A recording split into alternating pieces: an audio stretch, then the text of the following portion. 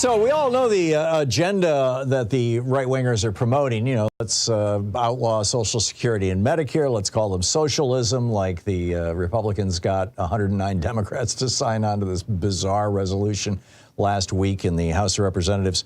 You know, let's do away with taxes and all. I mean, just all kinds of bizarre stuff. But what if they actually got together and rewrote the Constitution to, you know, remake it in the image of, for example, David Koch's 1980 run for vice president, where they openly called for the end of Medicare, Medicaid, all welfare programs, the IRS, the post office, you know, to turn all public roads into toll roads with billionaires collecting the tolls, et cetera, et cetera. What if they actually did that? Well, they may be closer than you think. Vicki Harrison is with us, the director of the Constitutional Convention and Protecting Dissent programs at commoncause.org. Vicki's Twitter handle is VIKIE Harrison or at Common Cause. And of course, commoncause.org, you can read all about it. Vicki, welcome to the program. Tell us about this Article 5 Convention of the States. You might want to start with what Article 5 is and how this works. Thank you so much for having me, Tom, and giving me the opportunity to talk to your listeners about Article 5. It's a provision in our Constitution that most people don't think much about. There's two pieces in Article 5. The first piece is the piece that allows us to amend our Constitution. And that is the piece that most Americans are familiar with. We've used it 27 times to update our Constitution. The second part of Article 5 calls for a convention. And this is something that has not been done since we created our Constitution 250 years ago. So a constitutional convention is when you get 34 states to file an application with Congress to rewrite the Constitution. And after that happens, it's supposedly going to be ratified by 3/4 of the states and then become part of our Constitution. And the first part of Article 5 is something that Common Cause wholeheartedly supports and has worked on for the last 50 years. The second part, a constitutional convention, we are firmly against. There are no rules to a constitutional convention.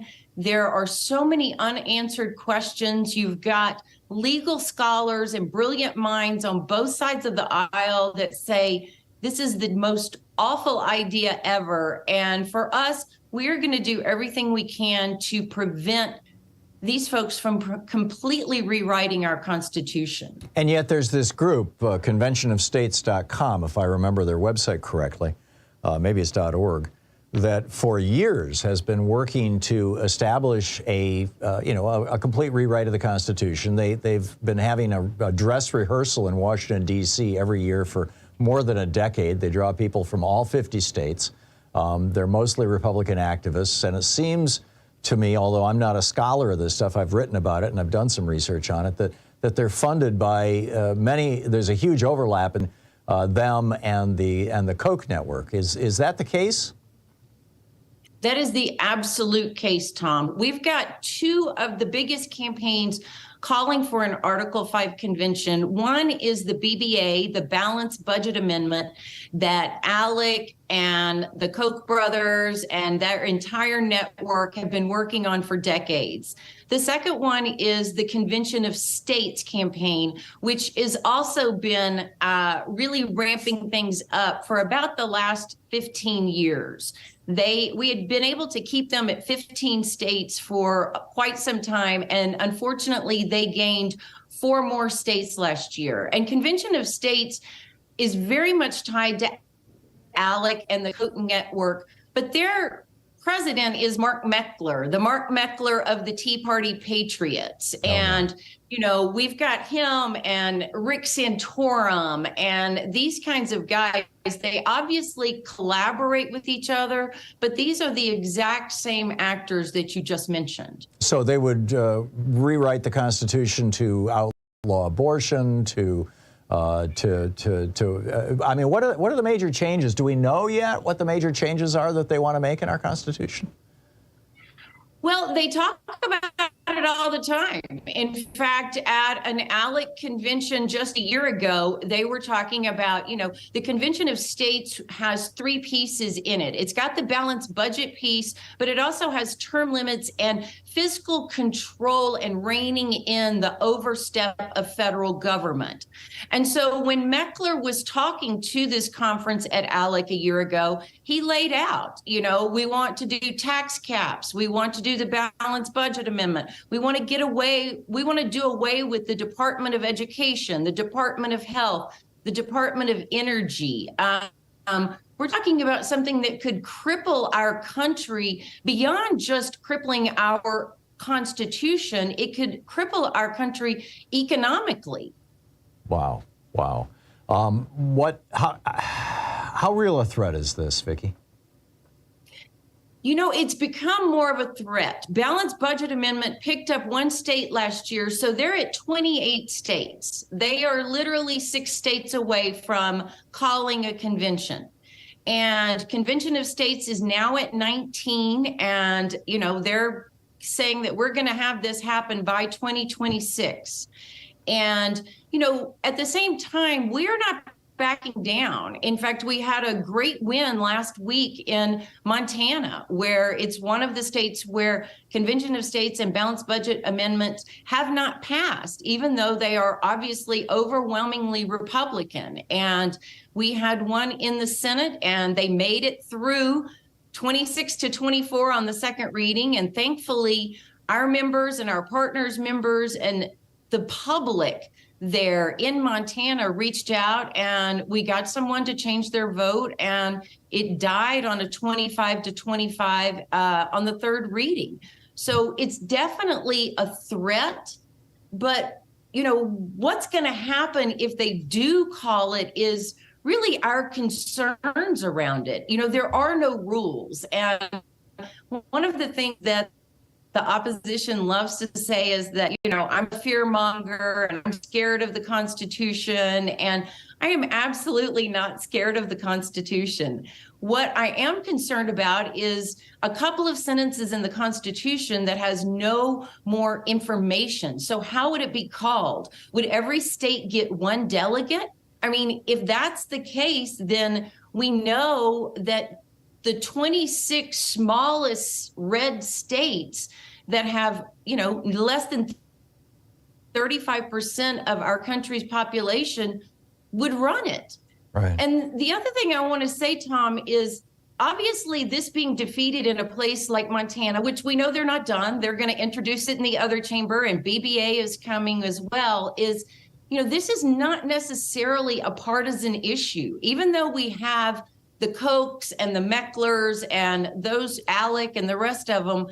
The reason it's stopped in so many red states is because Republican lawmakers don't want this either. I mean, former Supreme Court Justice Scalia is often quoted as having said, whoa, this is the worst idea ever. Why would you want to rewrite the Constitution? Right. So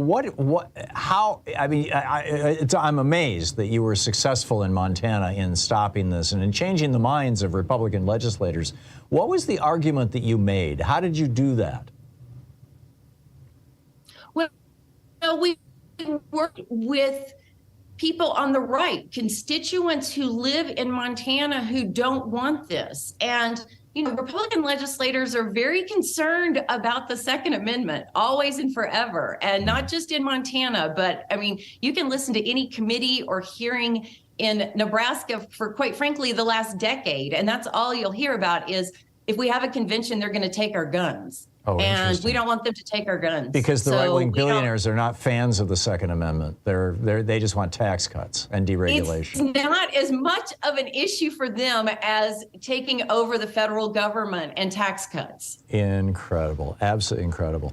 Vicki Harrison, the Director of Constitutional Convention and Protecting Dissent Programs over at commoncause.org. Vicki E. Harrison on Twitter, and, of course, Common Cause on Twitter. Vicki, thanks so much for dropping by and filling us in. Thank you so much for having me and for always covering this important issue for your listeners, Tom. My pleasure. Thank you, Vicki. And keep up the great work. I love Common Cause. We'll be right back with, is the GOP going to send the abortion pill to the Supreme Court? Stick around. This is the Thom. In addition to bringing you the Thom Hartmann Program here on Free Speech TV and Video Media Online, we also have a whole set of ways you can interact with us and tools you can use to spread the word about the importance of democracy and the threats to it in our republic. First, there's your daily homework. Sue Nethercutt puts together a daily email newsletter that has a link to every story I discuss on the air, so you can find my sources and you can share them with your friends. It's free and you can sign up at thomhartmann.com. Second, I publish my daily take every day over at the hartmannreport.com website. That's also free if you want the daily 5 days a week rant in your inbox. No ads either. Third, we have the podcasts. There's the free 1-hour version of our daily show that's advertising supported. You can find that wherever you get your podcasts normally. And then there's also the podcast of the entire 3-hour show with no advertisements, and that's available by subscription over at thomhartmann.com. So check them all out at thomhartmann.com and hartmannreport.com.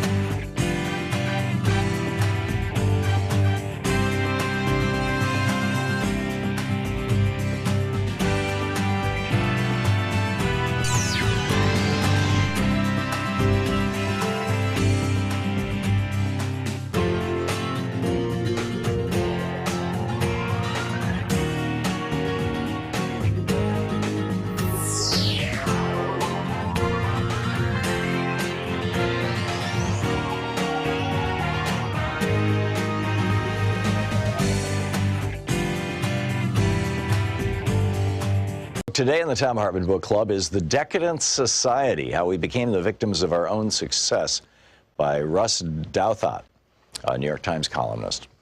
And this is from, it's about the middle of his first chapter. This is a subchapter titled The Limits of Neoliberalism. There's no shortage of theories to explain this great stagnation, to borrow a phrase from one of the theorizers, the George Mason University economist Tyler Cowen. And there's also no need to simply choose between them. Like most broad trends, the economic decadence of the developed world is overdetermined, and almost every serious attempt at explanation will contain some element of truth. The most politically appealing theories, the ones animating our populist and socialist insurgencies, tend to blame neoliberalism itself, claiming that the medicine for 1970s stagflation has proven to be poisonous in large doses. The push for ever freer trade has hollowed out Western economies, the argument goes, offshoring productive industries and killing decent jobs, making financiers and knowledge workers rich while the middle class shrinks steadily. Meanwhile, low tax rates intended to spur investment have enabled the rich to keep more of their gains while starving the programs required to protect the poor and boost the working classes. Antitrust policy has become so fixated on the so-called benefits of consolidation, lower prices for consumers, that it has ignored all the ways that market-dominant corporations can warp policies and strangle innovation. And anti-inflationary policies, forged to counteract a crisis that's now generations behind us, have been adopted as a dogma that's now by the West's financial and political elite, which demands fiscal austerity under every circumstance and deprives struggling economies of the cash they need to grow. You don't have to accept every aspect of this argument, and indeed the populists of the left and right disagree about which aspects to stress, to see that it describes a real phenomenon, perhaps not the outright failure of neoliberalism, but diminishing returns from some of its preferred policies, and an overconfidence among the Western leadership class that solutions from the 1970s are permanently applicable. On trade, for instance, the general principle that open markets have more winners than losers led policymakers to assume that this would necessarily happen, and to overestimate how quickly communities affected by outsourcing would recover and how swiftly other sectors of the economy could compensate. In particular, the Massachusetts Institute of Technology economist David Autor has argued persuasively that the China shock, the dramatic offshoring that followed Beijing's entrance into the World Trade Organization in 2001, inflicted more economic damage on working-class communities in the United States than many experts anticipated, without generating the compensating growth and job creation expected elsewhere. This is not a knockdown case against free trade, just a case against overconfidence in its incautious application. And the same argument applies to other features of the neoliberal program. It's quite possible that lower tax rates spur growth and innovation when tax rates are cut from 70% highs, but also that a program of permanent upper bracket tax cutting, as practiced by America's Republican Party, won't produce the hoped-for spillover effects among the bottom 95%. It's possible that the initial economic insight that some corporate consolidation could be good for consumers was useful for antitrust decision-making in the 1970s and 80s, but needs to be corrected as monopolies regather. It's possible that a program of deficit reduction and tight money that makes sense when inflation is galloping doesn't make sense when we're closer to deflation. The countries sometimes need a loose monetary policy to fight stagnation, and having a financial overclass too fixated on the perils of a for-now imaginary inflation is a recipe for permanently lower growth. Then, alongside this brief against an overextended neoliberalism, there's a more subtle argument, pushed by the more serious sort. I think I skipped a page here. Sort of liberalism that the neoliberal program hasn't so much pushed too far as pushed in the wrong direction. In this argument, we don't need less deregulation, but a different kind than we have, because incumbents and insiders in the West have captured the sprawling regulatory state and used it to freeze out potential competition. The age of stagnation, according to this theory, is the fruit of what Brink Lindsay of the Niskenson Institute and Stephen Tellez of Johns Hopkins University describe as a captured economy, in which everything from land use rules to exclusionary zoning to occupational licensing to ever-expanding intellectual property protections to corporate subsidies and tax breaks all converge to create a system that's basically the worst of socialism and the worst of capitalism conjoined. Plutocratic and sclerotic, overregulated and undertaxed, with an upper class enriching itself off rents rather than innovation, and a service class that can't advance beyond its station. The overlap between this more libertarian argument and the left-wing critique of neoliberalism is apparent in one of the texts of the post-financial crisis left, French economist Thomas Piketty's 2013 tome Capital in the 21st Century, which mined centuries worth of statistics to argue that capitalism inherently makes the rich richer because returns on capital will always be higher than simple economic growth unless some powerful force intervenes. The forces that intervened in the 20th century were the Great Depression and 2 world wars, which not only provided the impetus for massive government interventions, but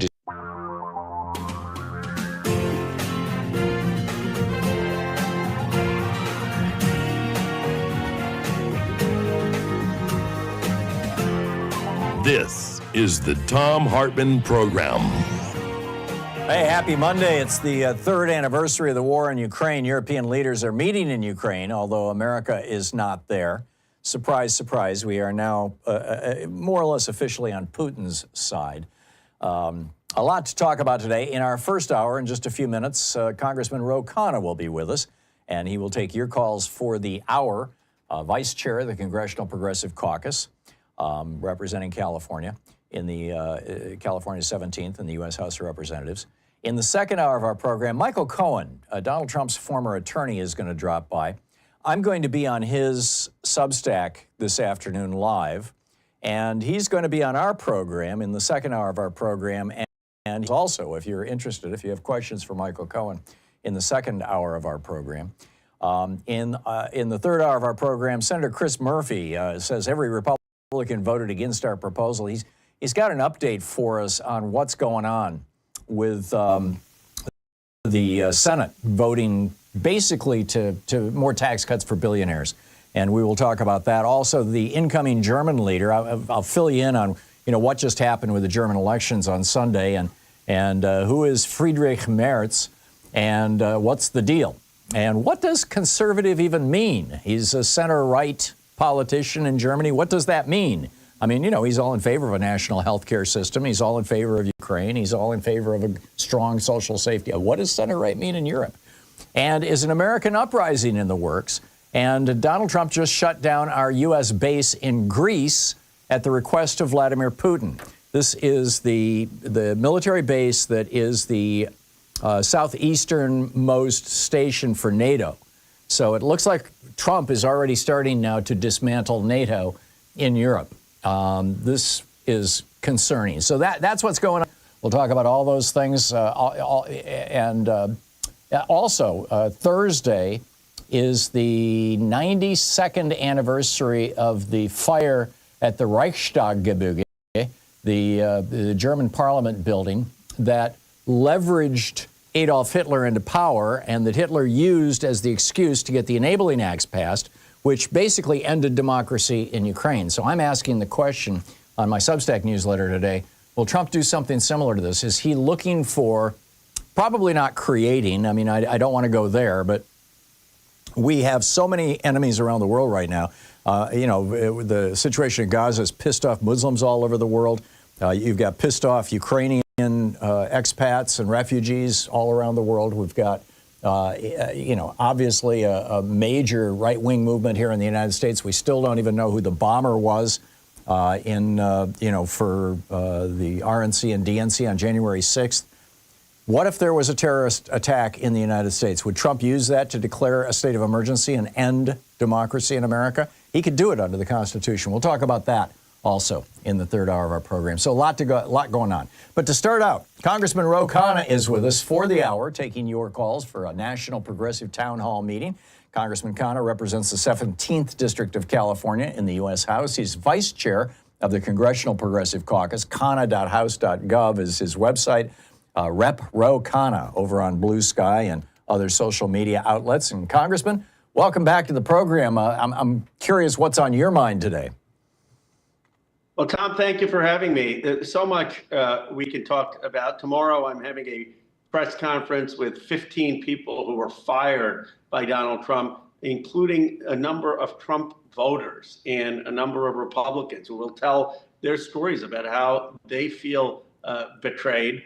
Quick point, because I heard you talking about Europe. I mean, J.D. Vance's ignorance of what happened with Germany is stunning. The United States wrote Article 5 of Germany's basic law that outlawed the Nazi parties and Nazi propaganda. And it was actually a condition that Truman insisted on for the Marshall Plan, because there was such concern that Germany would develop back into a virulent nationalism. And so for J.D. Vance to be talking about free speech in Germany, totally ignorant that we actually wrote a lot of those protections, just shows the state of our politics.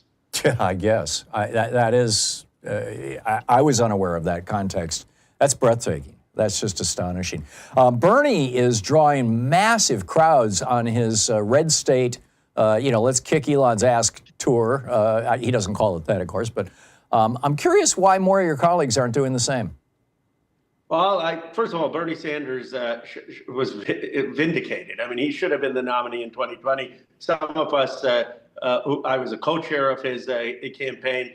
You had all these people, I'm not going to say names, who rushed to endorse Biden, now coming around. But the reality is that Sanders' message has been vindicated. And I'm convinced if he was 10 years younger, he'd be the next president of the United States. And we need to understand what he stood for, not just his rhetoric, but a clear commitment to Medicare for all, a clear commitment to taxing wealth, a clear commitment to free college. Now, I'm doing a tour in the red districts of California. And good on you.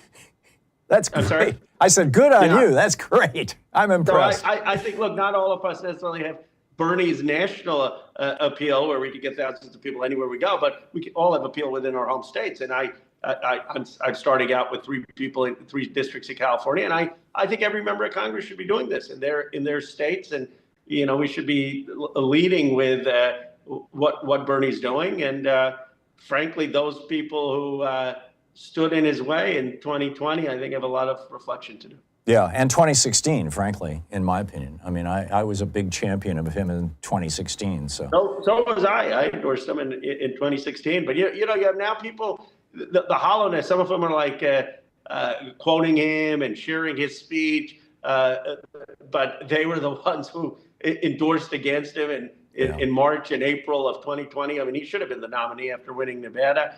And many of them, if you look at below the fine print, haven't endorsed his actual policies. So what I'd like to see is not just a now rhetorical salute of Bernie Sanders, but an actual shift in what Sanders was fighting for and is fighting for. Yeah, my last question here. Thursday is the 92nd anniversary of the Reichstag fire in Germany, which was the turning point for Germany. It was the moment when Hitler really took power.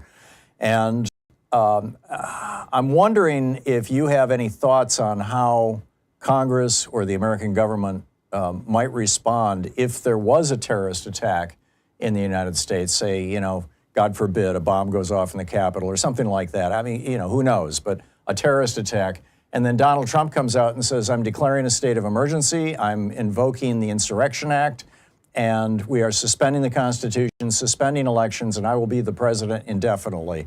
How does, and what, you know, do you think the Republicans in the House and Senate would go along with that? Trump has openly mused about doing this on multiple occasions. First of all, I think that would be the time for clear civil disobedience. When my grandfather spent 4 years in jail alongside Gandhi, and certainly I would then go and do whatever I can, even if it was meant arrest. And I think that's not some act of personal courage. I think there'd be many, many members of Congress who would follow at least Democrats. I don't know on the Republicans, but I'll say this, Tom, in a less perhaps fantastical, though I acknowledge that Trump has said that scenario. On a more prosaic level, Trump's numbers are down last week. I mean, he's lost 6 points in his approval ratings across the board. Most tellingly, he's down on the economy, upside down on the economy. And this never happened in his first term. There is this Doge lottery ball firing of federal workers and taking away of benefits of Trump voters has really spooked people. And as you saw, it's spooking people in red districts.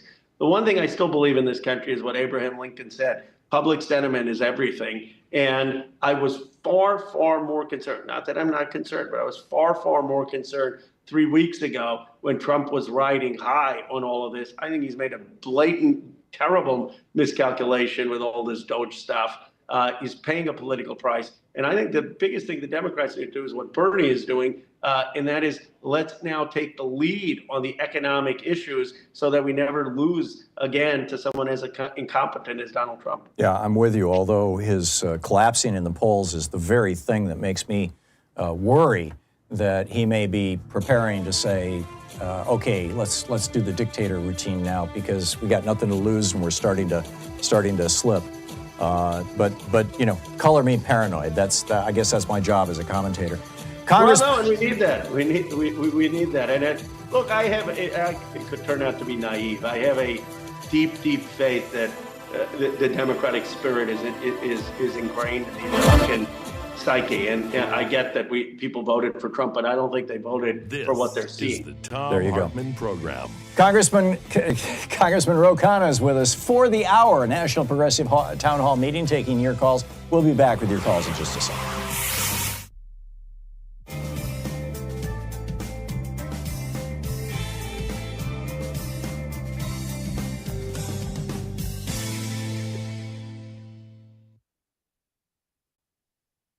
And welcome back. Diane in Ann Arbor, Michigan. You are on the air with Congressman Khanna. Yes, thank you. And for Ukraine, 3 years now, Slava Ukraine. I would like to suggest that I think Trump is so close to Putin because remember in the 70s that Mario Puzo Godfather book, you know, you go to the Godfather when you need something, like Trump was underwater financially. Well, he had the opportunity to get mixed up in the wrong crowd, the Russian crowd, and the Godfather, Putin, bailed him out when he needed it. And you know the Godfather story, sometime down the road, Godfather may come for a payback, and I think he is more than willing to the payback is to tear down the United States from within. Yeah. So and what's I your question think, for Congressman Trump Khanna, Diane? Well, to counteract that, I think we need more contact with constituents, the politicians, the old-time town halls, they were great. I mean, these texts are good, but it just doesn't have that town hall feeling where you go and see your candidate in So your a town question for hall. Congressman Khanna is? Town halls, just All right, like Congressman, Bernie. your thoughts? Don, look, I do a town hall every month. It's my favorite part of the job. We have thousands of people, and as I just mentioned, we're going to be doing town halls in some of these red districts in California. But your broader point, I mean, who knows what Trump's relationship with Putin is? That needs to be investigated. But I think there's something actually more simple at stake, and that is Trump has no values other than power and money. And so he sees the principle of defending territorial integrity as totally useless, as naive. That's why he's talking about acquiring Canada, acquiring Greenland, acquiring Panama. And it's just a president with any moral vision. America has always never been perfect. Of course we've cared about power and caring about money, but we've always also had a sense of principle. And what is so sad about this administration is that it is a administration going without any principle and is hurting American leadership, allowing for G and other countries to emerge as leaders in this work. There you go. Ed, in Belfair, Washington, you're on the air with Congressman Khanna. We have about a minute and 10 seconds, Ed, so you got a quick one? Thank you for taking my call, Tom. Representative Khanna, how can we get rid of every single contract that we have with Elon Musk? I don't feel like taxpayers need to give him any more money. I would like to get rid of that waste. If it's 19 billion, 20 billion, 40 billion, the taxpayers are giving him every year. Can we delete that, please? You strike a sensitive note, because when I was in the Obama administration, I fought hard to if we're going to give Tesla money, we should attach labor neutrality so Tesla unionizes as a condition of it. It was a big mix. Now, look, I think that there should be competitive biddings in the DoD. Do I think that we should just take away the contracts for SpaceX, et cetera? No, because there are going to be a lot of people other than Musk that are hurt in our competitiveness. But I think what we should do is make sure that Elon Musk is forced to not be presiding over those decisions, and that hasn't happened. We can do that by forcing the issue with our debt ceiling and government funding votes. There you go. 20 minutes past the hour. Congressman Ro Khanna is with us for the hour, taking your calls. National Progressive Town Hall meeting with the Vice Chair of the Congressional Progressive Caucus. We will be back in 60 seconds with more of your calls for Representative Khanna.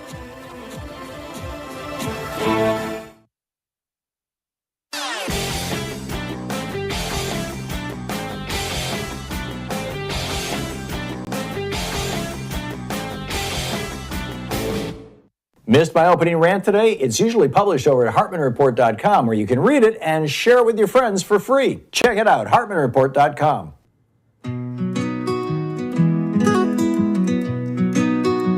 Welcome back. 21 minutes past the hour. Congressman Ro Khanna taking your calls for the hour. Joseph in Santa Fe, New Mexico. Joseph, you are on the air with Representative Khanna. Yeah, hi, thank you, Tom.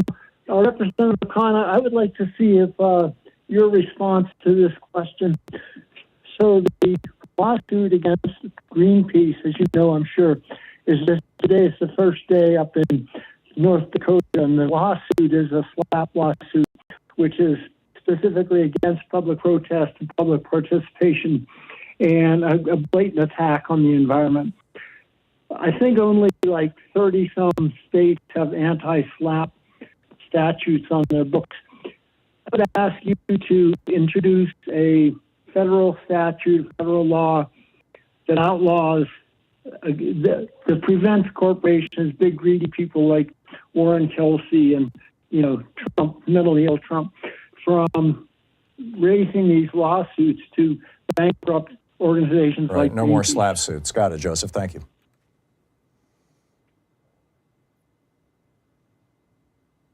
On many issues, I'm happy to look into to federal legislation to protect legitimate nonprofits that are doing incredible work like Greenpeace from retaliation. And if you write to our office, happy to see what we can work on.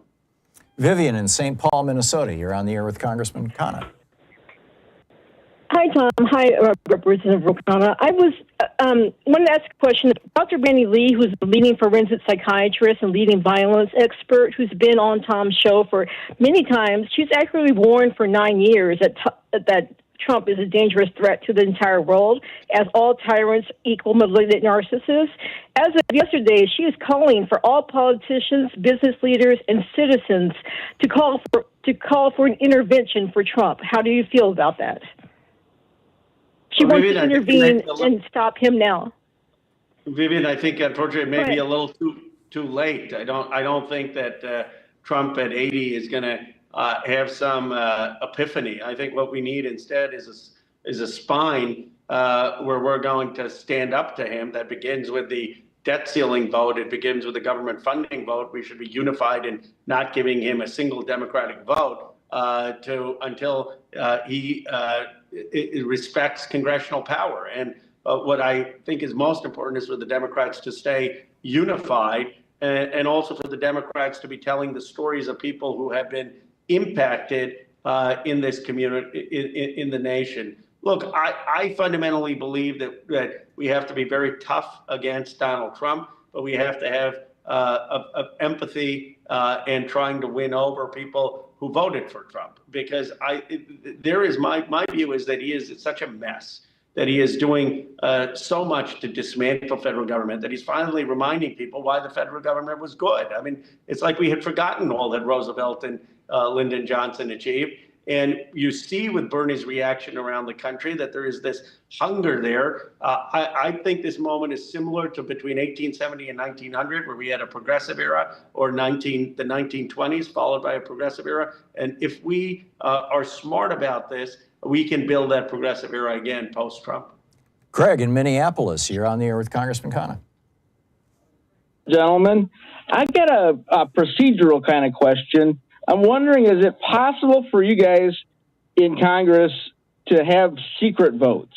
So like these presidential appointments, it seems like there's tribalism and people vote just their party instead of how they're feeling. And I think it would be a lot more authentic if they could vote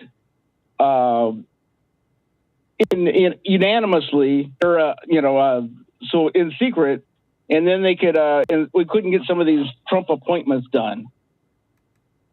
Greg, I hear you. I think it's sad that this is that if people would have voted no in secret. You're absolutely right; they would have. But the reason that they should be voting public is some public accountability. And the problem is that public accountability doesn't exist right now, in part because of huge amounts of money that are in our politics, because the Republican Party has become a subsidiary owned by Donald Trump. But I do think these votes should be public. I don't want the future that politicians to be casting secret votes without public accountability. What we need is a reform of the system to get money out of politics, and some Republicans with some courage to stand up to a president whose poll numbers are tanking. 1 minute. Steve in Phoenix, Arizona. Got a quick one? We'll do what we can here. We've spoken before, Ro. I had uncles fought in the Battle of the Bulge, also in Southeast Asia. With him closing, I'm pushing 70 here. Steve, what's your question for Congressman Khanna? When are we going to put the Soviet flag up on the White House? Who's going to be our Alexei Navalny? That's what I want to know. Thank you. Well, Steve, thank you. First of all, thank you for your uncle's service, and it dishonors your uncle and the greatest generation, what they're doing. It's not just that they're talking about having a peaceful resolution of Ukraine-Russia. It's that they are engaged in blatant misinformation, saying that Russia didn't start this war, Ukraine did, when we all know that Russia was the unprovoked aggressor. Saying that they're going to have a diplomatic solution and exclude the country that was invaded. Lecturing Germany about having free speech laws and allowing for the AfD party, which is basically a neo-Nazi advocacy party, to be allowed, is a total insult to people like your uncle and that greatest generation that knows that America insisted on the laws against Nazification. So all of these things, You're I think, listening to the Thom are Hartmann appalling. Program. Call 202-808-9925. Congressman Ro Khanna with us for the hour, taking your calls. We'll be back on the other side of this break here at the bottom of the hour. with your calls for Representative Ro Khanna, Vice Chair of the Congressional Progressive Caucus.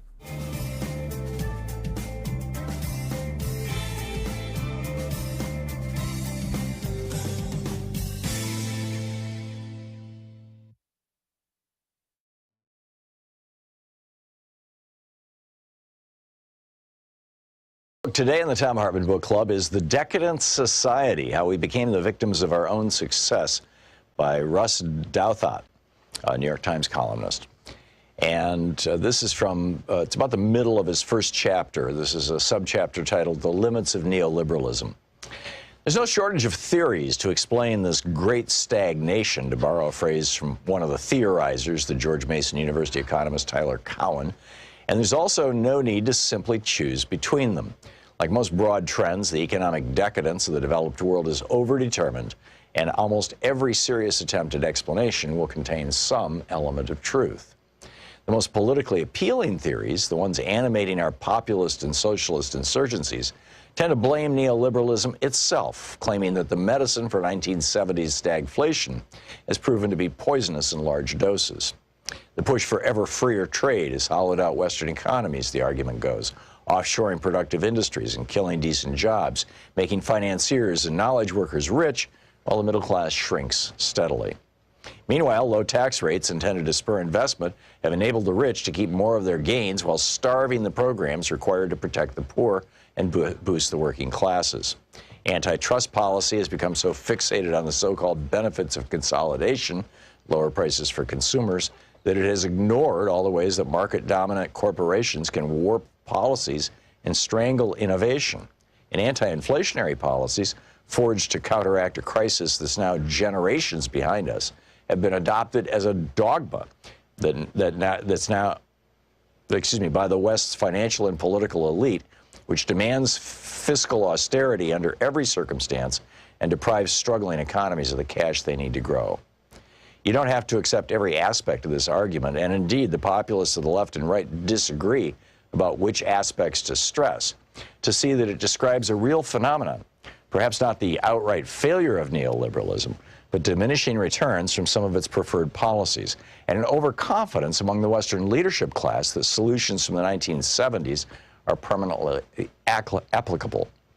On trade, for instance, the general principle that open markets have more winners than losers led policymakers to assume that this would necessarily happen and to overestimate how quickly communities affected by outsourcing would recover and how swiftly other sectors of the economy could compensate. In particular, the Massachusetts Institute of Technology economist David Autor has argued persuasively that the China shock, the dramatic offshoring that followed Beijing's entrance into the World Trade Organization in 2001, inflicted more economic damage on working-class communities in the United States than many experts anticipated, without generating the compensating growth and job creation expected elsewhere. This is not a knockdown case against free trade, just a case against overconfidence in its incautious application. And the same argument applies to other features of the neoliberal program. It's quite possible that lower tax rates spur growth and innovation when tax rates are cut from 70% highs, but also that a program of permanent upper bracket tax cutting, as practiced by America's Republican Party, won't produce the hoped-for spillover effects among the bottom 95%. It's possible that the initial economic insight that some corporate consolidation could be good for consumers was useful for antitrust decision-making in the 1970s and 80s, but needs to be corrected as monopolies regather. It's possible that a program of deficit reduction and tight money that makes sense when inflation is galloping doesn't make sense when we're closer to deflation. The countries sometimes need a loose monetary policy to fight stagnation, and having a financial overclass too fixated on the perils of a for now imaginary inflation is a recipe for permanently lower growth. Then, alongside this brief against an overextended neoliberalism, there's a more subtle argument pushed by the more serious sort. I think I skipped a page here. Sort of liberalism that the neoliberal program hasn't so much pushed too far as pushed in the wrong direction. In this argument, we don't need less deregulation, but a different kind than we have, because incumbents and insiders in the West have captured the sprawling regulatory state and used it to freeze out potential competition. The age of stagnation, according to this theory, is the fruit of what Brink Lindsay of the Niskansen Institute and Stephen Tellez of Johns Hopkins University describe as a captured economy, in which everything from land use rules to exclusionary zoning to occupational licensing to ever-expanding intellectual property protections to corporate subsidies and tax breaks all converge to create a system that's basically the worst of socialism and the worst of capitalism conjoined. Plutocratic and sclerotic, overregulated and undertaxed, with an upper class in rents rather than innovation, and a service class that can't advance beyond its station. The overlap between this more libertarian argument and the left-wing critique of neoliberalism is apparent in one of the texts of the post-financial crisis left, French economist Thomas Piketty's 2013 tome, Capital in the 21st Century, which mined centuries worth of statistics to argue that capitalism inherently makes the rich richer because returns on capital will always be higher than simple economic growth unless some powerful force intervenes. The forces that intervened in the 20th century were the Great Depression and 2 world wars, which not only provided the impetus for massive government interventions, but destroyed outright a great deal of capitalist wealth. The book is The Decadent Society by Les Douthon.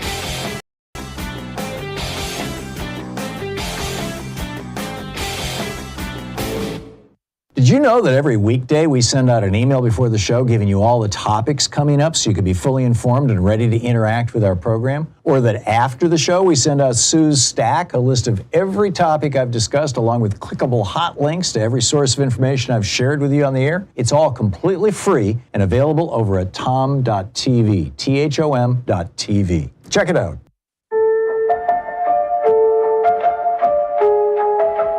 Welcome back. 34 minutes past the hour. Congressman Ro Khanna is with us for the hour, taking your calls. And Paul in Chicago, you're on the air with Congressman Khanna. Hi, gentlemen. Congressman, I've got an idea I want your feedback on. Been in marketing my whole life.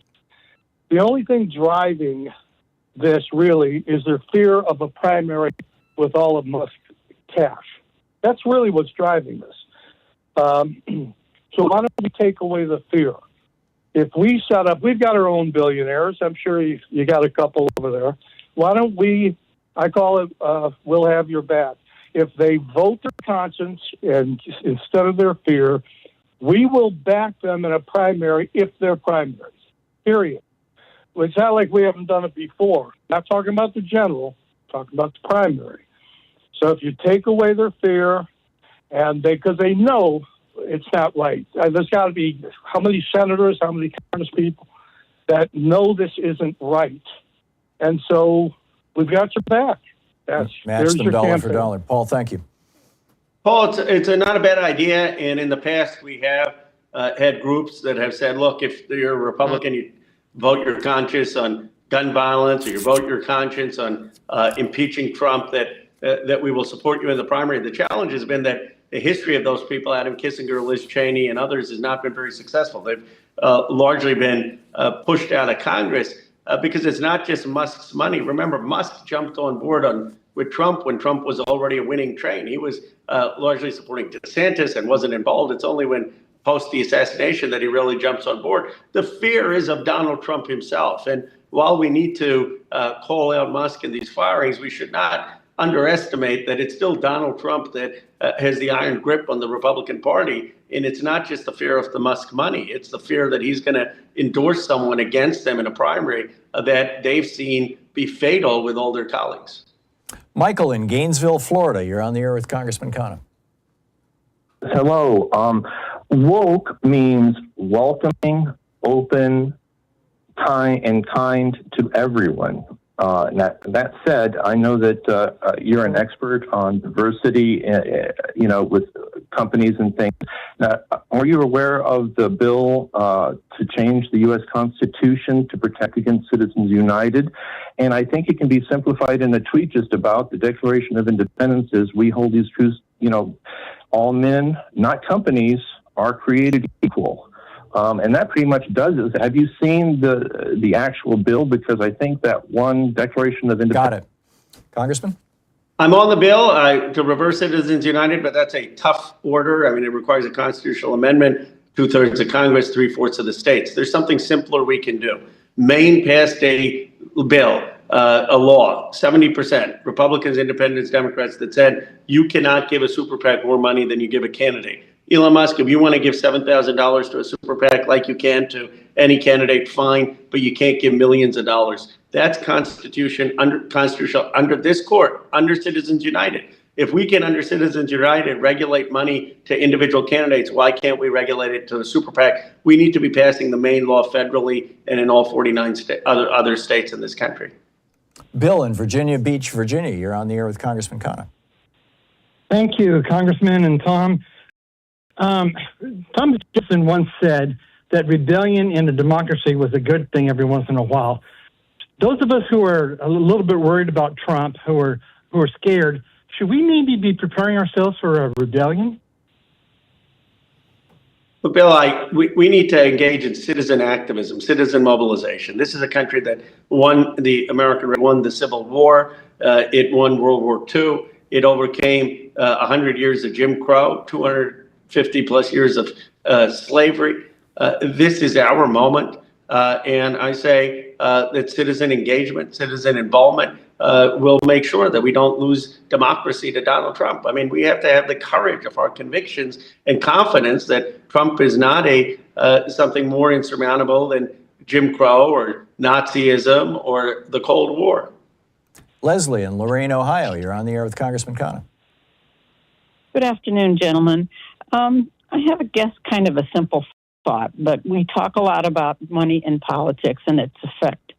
But I think back to the big show that President Trump put on in his first administration, of piling up papers on a table that he had to sign, that he said to prove that he was protecting the citizenship from conflict of interest. But he's gone from being a person that was associated with multiple bankruptcies to a billionaire in the past decade. There's been lots of stories out there about how rich his family is getting, and now he's getting involved in Bitcoin. Are there any investigations in any way, shape, or form to protect this citizenship from what he's been doing? Leslie, the corruption is appalling. I mean, what he did with the meme coin is basically like having a Swiss bank account where any person, foreign entity, can buy this meme coin. None of the public knows about it, but you can tell Donald Trump, look, I bought your coin. And most of the interactions and transactions were foreign. And that's just scratching the surface of the kind of corruption that's existed. The problem is we don't have either chamber, and so we don't have investigatory powers, and we're relying on citizens and the media. But look, we have a great chance of winning back the House. You're seeing the discontent in deep Republican districts where they're being called out. Richard McCormick, look at it online, being called out in a deep red district in Georgia for these cuts. And I think we have to be laser focused and be going into these Republican districts, explaining to people what the Medicaid cuts is going to mean for their families, what the cuts to farmer aid is going to mean for their communities, and win decisively in 2026. That's the first step to reclaiming our democracy. Roberta in Maple Grove, Minnesota. You're on the air with Congressman Khanna.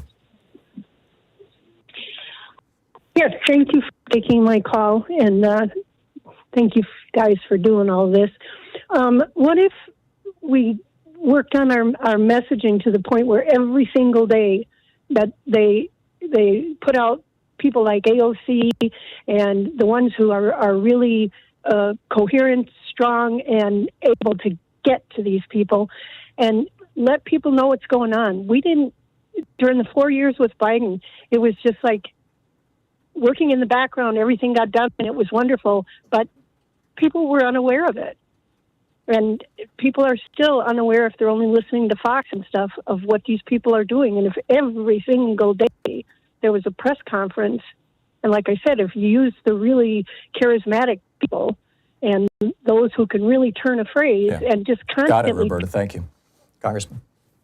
Roberta, look, I think President Biden suffered from decency. When I was growing up, my grandmother used to say, when the sun rises every morning, it doesn't announce itself. Well, that's unfortunately horrible advice for modern day politics. And President Biden thought that you didn't have to be in everyone's face every day, that the works would speak for themselves. that's how he was raised, the generation he was raised in. What we now realize is, yes, you got to do good work. It can't be hollow like Trump, but you do need to be communicating every day. And I think the Democrats didn't rise up to that the first few weeks. We're getting our act together. We've got daily press conferences like the one I'm doing tomorrow with 15 fired workers. We've got 215 Democrats that are all going to be doing these kind of things. Hakeem is going to be doing it every day. And I think you're going to see much better communication going forward. And it's a legitimate criticism of our party that we haven't done that. Mike in Elyria, Ohio, you're on the air with Congressman Khanna. Well, you gentlemen look dapper today. Good morning. Good morning. I had just called my Representative Bob Latta about not voting for the SAVE Act, but I could not find any place in there that says it would not allow women to vote. Bob, I'd have to look at the details of the bill, and the reality is that it's restricting the rights of people to vote fairly and requiring onerous. I think the main issue here is that the SAVE Act says that your birth certificate must have an identical name to your driver's license or passport, and that a marriage certificate is not listed as something that can be used to account for the name change. You have to go before a judge. So some 60, 80, 90 million American women who've been married will not be eligible to vote if this bill passes, at least according to the people who are reading it carefully. Well, Tom, that's a detailed explanation and makes complete sense. Okay, we don't have a problem in this country of mass voter fraud. We have a problem in this country of the people not being able to register and to vote. And so the Republicans are just engaged in fear-mongering on this. Yeah, absolutely. And voter suppression as well. Congressman Ro Khanna, Vice Chair of the Congressional Progressive Caucus, representing the 17th District of California in the U.S. House, is with us for the hour, taking your calls in a National Progressive Town Hall meeting. His website, Khanna, KHANNA.house.gov. You can tweet him or blue sky him at Rep Ro Khanna, REPROKHANNA. We'll be right back with your calls for Congressman Khanna. You're listening to Thom Hartmann. Visit thomhartmann.com for audio and video archives. It's a National Progressive Town Hall meeting with Congressman Ro Khanna. We'll be right back with your calls for the representative in just a moment.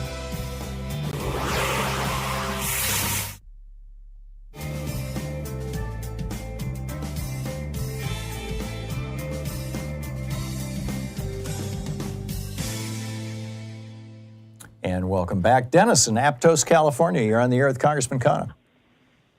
Yeah, hi, Congressman. I live in the Santa Cruz area, so my Congress member is Jimmy Panetta. I just wanted to mention a few things here, ask you a question. There's 3 congressional seats that are going to be up. I know the one of the New York Congresswoman who's now the UN gal. Hers is in November, so that's pretty late in the year. But the other 2 are coming up soon. Kamala Harris, she managed to raise a whole hell of a lot of money while she was running for president. Why isn't that money being used to run anti-Trump ads 24/7 in those 3 districts so that the people will get clued in that they better vote for a Democrat instead of a Republican? That's the question I have. Well, look, you're absolutely right. You can sign up for our email list. I just put out an email saying that I've been talking to Hakeem and others that we ought to be picking 20 districts and running ads today, that they're acquiescing to Donald Trump giving over Ukraine to Putin, that they are standing by and voting for Donald Trump's cuts to Medicaid, that they're voting for Donald Trump's cuts to funding for schools in working class neighborhoods. And those ads need to be running today in these districts and can raise the resources. As you alluded to, we raised over $1 billion for Kamala Harris. We need to be aggressive. We need to think out of the box. We don't need to wait till we have a candidate in these districts. So I'm in 100% agreement and pushing for that. Dan in Lafayette, New York. You're on the air with Congressman Khanna. Hey, how are you doing, guys? What's your question, Dan? Can you hear me? My question is, what does the congressman think is going to happen to the Postal Service with what Donald Trump does, and specifically guys like me who are retired and, depend on Social Security and our postal retirement and the bridge and all those kinds of things. So thanks for taking my question. Thank you. Thank you. I'm just seeing the letter carriers in my office today. Look, I mean, Trump wants to privatize these agencies. I mean, he wants to be firing people in the federal workforce. He wants to privatize them. And Musk is trying to create the conditions for cuts to Social Security. I mean, he had this outlandish statement that 20 million people over 100 are getting Social Security benefits. It turns out it was only 44,000. Not that 44,000 isn't a lot, but that's a fraction, less than 0.1% of the 20 million claiming it. And so we need to expose the Trump-Musk agenda, and it's an agenda of the dismantling of government, an agenda of the privatization of government. And the American people, in my view, have taken for granted a lot of what Roosevelt and Lyndon Johnson built. And they've taken it so much for granted that they allowed this Reagan rhetoric, the government is a problem, to get swept up in that because those initial core programs were safe. Well, now the chickens have come home to roost. Now we're realizing what the Republican agenda is. It's to dismantle all of the basic government programs in this country. And people are not going to tolerate that once they really find out the stakes. Right, all because billionaires don't want to pay their damn taxes to fund it. It's the Department of Government Extinction. Congressman Ro Khanna is with us for the hour, taking your calls. We'll be right back with more of your calls for Representative Khanna in just a moment. It's 49 minutes past the hour. Check out his website at khanna.house.gov. You can also see where he's doing his town halls, I assume. And follow him on social media over at Blue Sky Rep Ro Khanna. We'll be right back.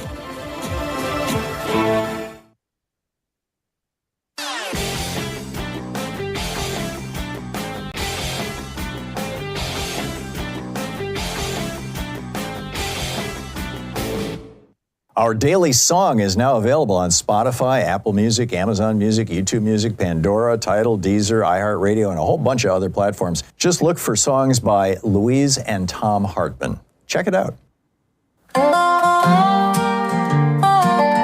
Welcome back. 49 minutes past the hour. Congressman Ro Khanna with you, taking your calls. Chuck in Mount Prospect, Illinois. You're on the air with Representative Khanna.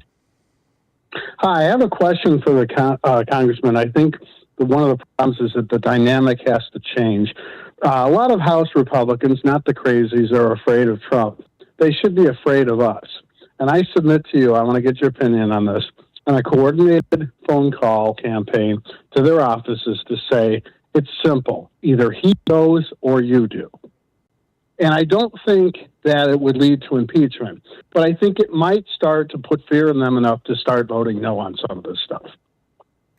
Look, I think the more citizens that can get involved in these districts and show up to town halls, put pressure, call people, the better response we're going to have. And we saw it this weekend. We saw it with Bernie going to Omaha, and we saw it in these red district town halls with people like Richard McCormick.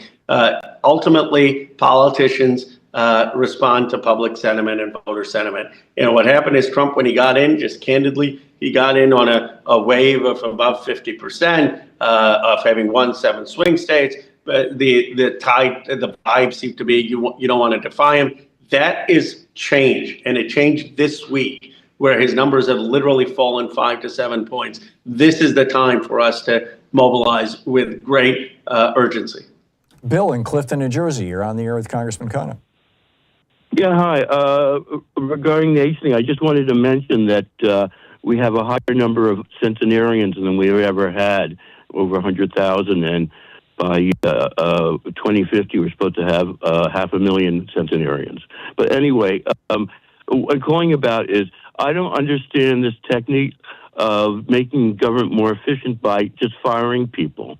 They don't have a plan to alter things or to do everything. Everything is just firing people, and that makes no sense. It's like cutting off your leg to lose weight. Yeah, it makes no sense other than when you look at what private equity has done in this country, where they go in, they cut, and don't care about the destruction to the community. They just say cut the fat and then we'll rehire and we'll rebuild. Well, guess what? That doesn't work when you're talking about the greatest democracy in the world and the greatest institution of the federal government. And they've gone in and it's been like a lottery bowl, just fire, and not look at any of the consequences. The good news, again, is that this is the first time in my lifetime that you have ordinary Americans saying, you know what, we got to stand up for federal workers. This has gone too far. The government actually does a lot of good things. And this is our opportunity. To all Thom Hartmann's listeners, all of you are like me. You believe government has a role to play and government is good. Donald Trump is finally showing the intellectual bankruptcy of the Friedmanites and the Reagan ideology. Johan in Los Angeles, you're on the air with Congressman Khanna. Wouldn't that be a good idea to have term limits for Senate, House of Representatives, and more importantly, Supreme Court justices, just like president, mayor, and governors? Your thoughts, please. I'm for term limits on all of them. I'm certainly for Supreme Court justices. Look, Bernie's energy gave me a little bit of pause on the term limits for senators and House members, but I'm not opposed to it. I've supported it. The bigger issue is term limits for Supreme Court justices. You weren't supposed to be there for life, and they don't have elections, and getting big money out of politics. Ricardo in Syracuse, New York, you're on the air with Congressman Khanna. Hey, how you guys doing? Okay, I'm gonna go right to the point. What they doing is Project 2025. Okay, Kamala Harris and Wall told everybody, and they literally told everybody they were fear-mongering. The Democrats need to start telling just like that. We told you so. This was going to happen. Why are we not telling people like that and start sugarcoating and just being nice to people? We just need to be straightforward and tell them, look, we told you so, and this is what happened when you don't vote for us. Ricardo, you're right. This is why we're going to have, it's not just us can tell them, I'm going to have Trump voters say they regret their vote, that they voted for this guy and they didn't expect him to engage in Project 2025. Look, Donald Trump's a lot of things. He's actually had, unfortunately, decent political instincts. This makes no sense. I have no idea how they cajoled the guy to basically sign off on the cuts in government. I mean, he ran against this Romney-Ryan plan of politics. He understood it was a dumb politics, and now he's doing it even worse on steroids. Unfortunately, when Harris was warning against it, and we all were warning against it, it came up like your doctor's warning, who says, you know, don't eat more fat, don't drink alcohol. People don't pay attention till they have a heart attack. And now we're in a heart attack. People are paying attention. Carol in Coeur d'Alene, Idaho, you're on the air with Congressman Khanna. Hello, how is everybody? What's your question? I'm getting right to it. Representative Khanna, I just wanted to let you know if we don't do something having to do with the midterms coming up and the voter suppression, and there's a video here. It's Nathan Taylor. Were Nevada ballots changed? State expert tells, he's an auditor. He details the problems. It's 41 minutes and 22 seconds, and it's about Clark County, What's Nevada. What's your question, Carol? That is it. Does he know that there was a Starlink algorithm with regards to the voter suppression? Okay. Congressman? Caroline, look, I know that there's a lot of voter suppression going on. The challenge is we don't have the courts. We don't have either chamber of Congress. We can't pass the legislation. We weren't able to even pass the legislation because of Manchin and Sinema when we had both chambers and President Biden. So for now, what we have to do with one arm tied behind our back is show up like we have in the past to vote and have the tenacity to do it, and then make sure that whoever the next president is when we have both chambers, which I believe we will in 2028, we prioritize actually getting voting rights passed. Yeah, and it looks like they've essentially seduced John Fetterman into being the next Kyrsten Sinema. Congressman, we have 25, 30 seconds. Your thoughts on the coming week? Well, look, I think this week is a defining week for us. I think the tide is turning. What we need to do is tell as many real stories as possible about what the impact of these cuts are. These are, unfortunately, when they cut PEPFAR, and by the way, Tom, I don't know where George W. Bush is. I mean, they're literally Rubio, Musk is overturning Rubio in these PEPFAR cuts, but people didn't care as much. But now they're cutting Medicaid. Now they're cutting education funding. Now they're firing Trump voters. We've got to continue to tell this story, and I think we can really regain the public trust in this next week. There you go. Good luck with your press conference tomorrow. Please send us a clip. Will do. Thank you, Tom. Thank you for your voice. Thank you, Congressman. We'll be right back with Michael Cohen. Stay tuned. You're listening to Thom Hartmann.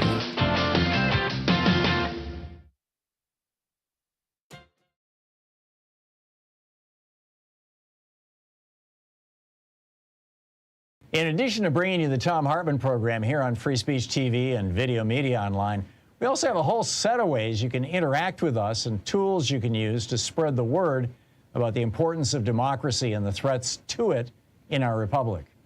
First, there's your daily homework. Sue Nethercutt puts together a daily email newsletter that has a link to every story I discuss on the air, so you can find my sources and you can share them with your friends. It's free and you can sign up at thomhartmann.com. Second, I publish my daily take every day over at the hartmannreport.com website. That's also free if you want the daily 5 days a week rant in your inbox. No ads either. Third, we have the podcasts. There's the free 1-hour version of our daily show that's advertising supported. You can find that wherever you get your podcasts normally. And then there's also the podcast of the entire 3-hour show with no advertisements, and that's available by subscription over at thomhartmann.com. So check them all out at thomhartmann.com and hartmannreport.com.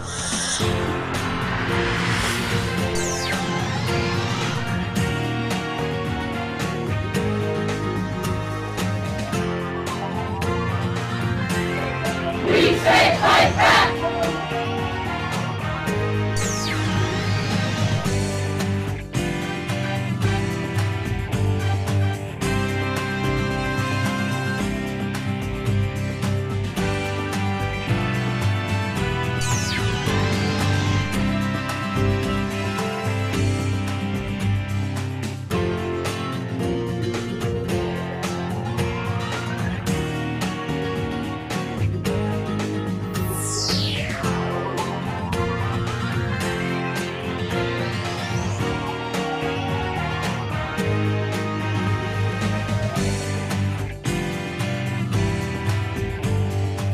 Today's book in our Thom Hartmann Book Club here is Resist, How a Century of Young Black Activists Shaped America by a Nigerian-American reporter, Rita Omoka.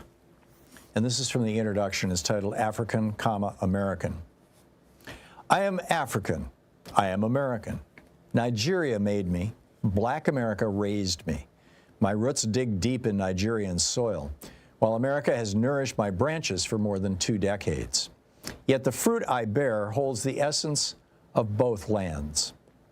Like a tree nurtured by 2 suns, my identity defies simple categorization. It's a unique blend, a testament to the richness of embracing intertwined belonging. I belong to the Edo people. That's one of the hundreds of vibrant tribes that make up the rich mosaic of Nigeria. Though we share similar features, our identities are deeply infused by our ethnicity, dialects, and unique tribal customs. Our belief systems, Christianity, Islam, and other traditional religions, coexist, shaping our perspectives and enriching our communities. And while colorism permeates, the concept of race, as understood elsewhere, simply doesn't hold the same weight. Yet in the United States, my identity has been defined by this uniquely American construct of race. Those physical characteristics of skin, color, hair, facial features are prominent. My tribe holds no value. Despite this flawed framework, I've since come to wholly embody Nigerian American. I favor that designation because it pays homage to the 2 distinct individualities that make me, me. For years, though, those 2 identities felt at odds, at once fraught yet covetous of each other, as though pledging allegiance to one meant disregard for the other. Throughout, I never understood nor appreciated my American blackness the way I could have. A surrogate one, yes, but still there's a belonging there that I neglected. For black immigrants, I'd assume this is true for most immigrants, our identity in America of just being black without a sense of cultural home within that identity presents myriad confusions. In Nigeria, I am not a black girl. I'm not a black anything. I am my mother's last born child and only daughter from Benin City, in the southern region of Nigeria, just 250 miles south of the country's capital city, Abuja. I am the granddaughter of an unlettered woman who rose to run a small business as a local Guinness and Coca-Cola distributor. I am not this color America relegated me to. This is what I've struggled with all these years, having one foot in and out of America's definition of who I am. Having one foot in and out of the many groups I find myself in, constantly toggling between three worlds: Black America, white America, and my Nigerian culture. Contending with this skin so problematic in America, skin that in Nigeria is synonymous with endless striving in a pursuit of excellence, I come from a history full of it. The stories our ancestors passed down to us were of kings and queens, colonization be damned. Stories of flourishing in gold and oil and gemstones. Academically and professionally, the grind for achievement was instilled in us because everyone strives for the same caliber of achievement. To go from a country full of this to one stripped of it for racially black people doesn't quench our thirst for progress or success. Many foreigners to America see what feels innate to the native. That newness breeds prospect and appreciation. Immigrants gravitate toward the idea that America carries out a true democracy. Though a marred one, it is better than none or fascism. Like many immigrants, Mom came to this country in 1992, wide-eyed and gazed upon its endless feast of opportunities and upward mobility, concluding that America provides for those who work hard. Fleeing from a corrupt government with lawlessness and instability, she quickly adopted this nation as a means of survival. And for some time, it all seemed so simple. When my brothers and I joined Mom in the South Bronx in 1995, her vision of America became ours, too. She charged us with representing our heritage exceptionally well. There's a Nigerian saying in our pidgin English, Naija no de carry last, which means Nigerians should never come in last place. That was Mom's core message to us: persevere and succeed. Race, racism, and the like were never discussed. They were never factors in our quest of American success. Our goal was to be ambitious and unwavering in our pursuit, even if it meant inadvertently ignoring America's complex history. By coming to America, we unknowingly became part of the Black American community. Though racially similar, there were deeply rooted differences between them and us.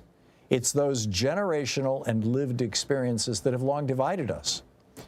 Their history of brutal oppression is one that we Black immigrants don't have, and one I didn't understand.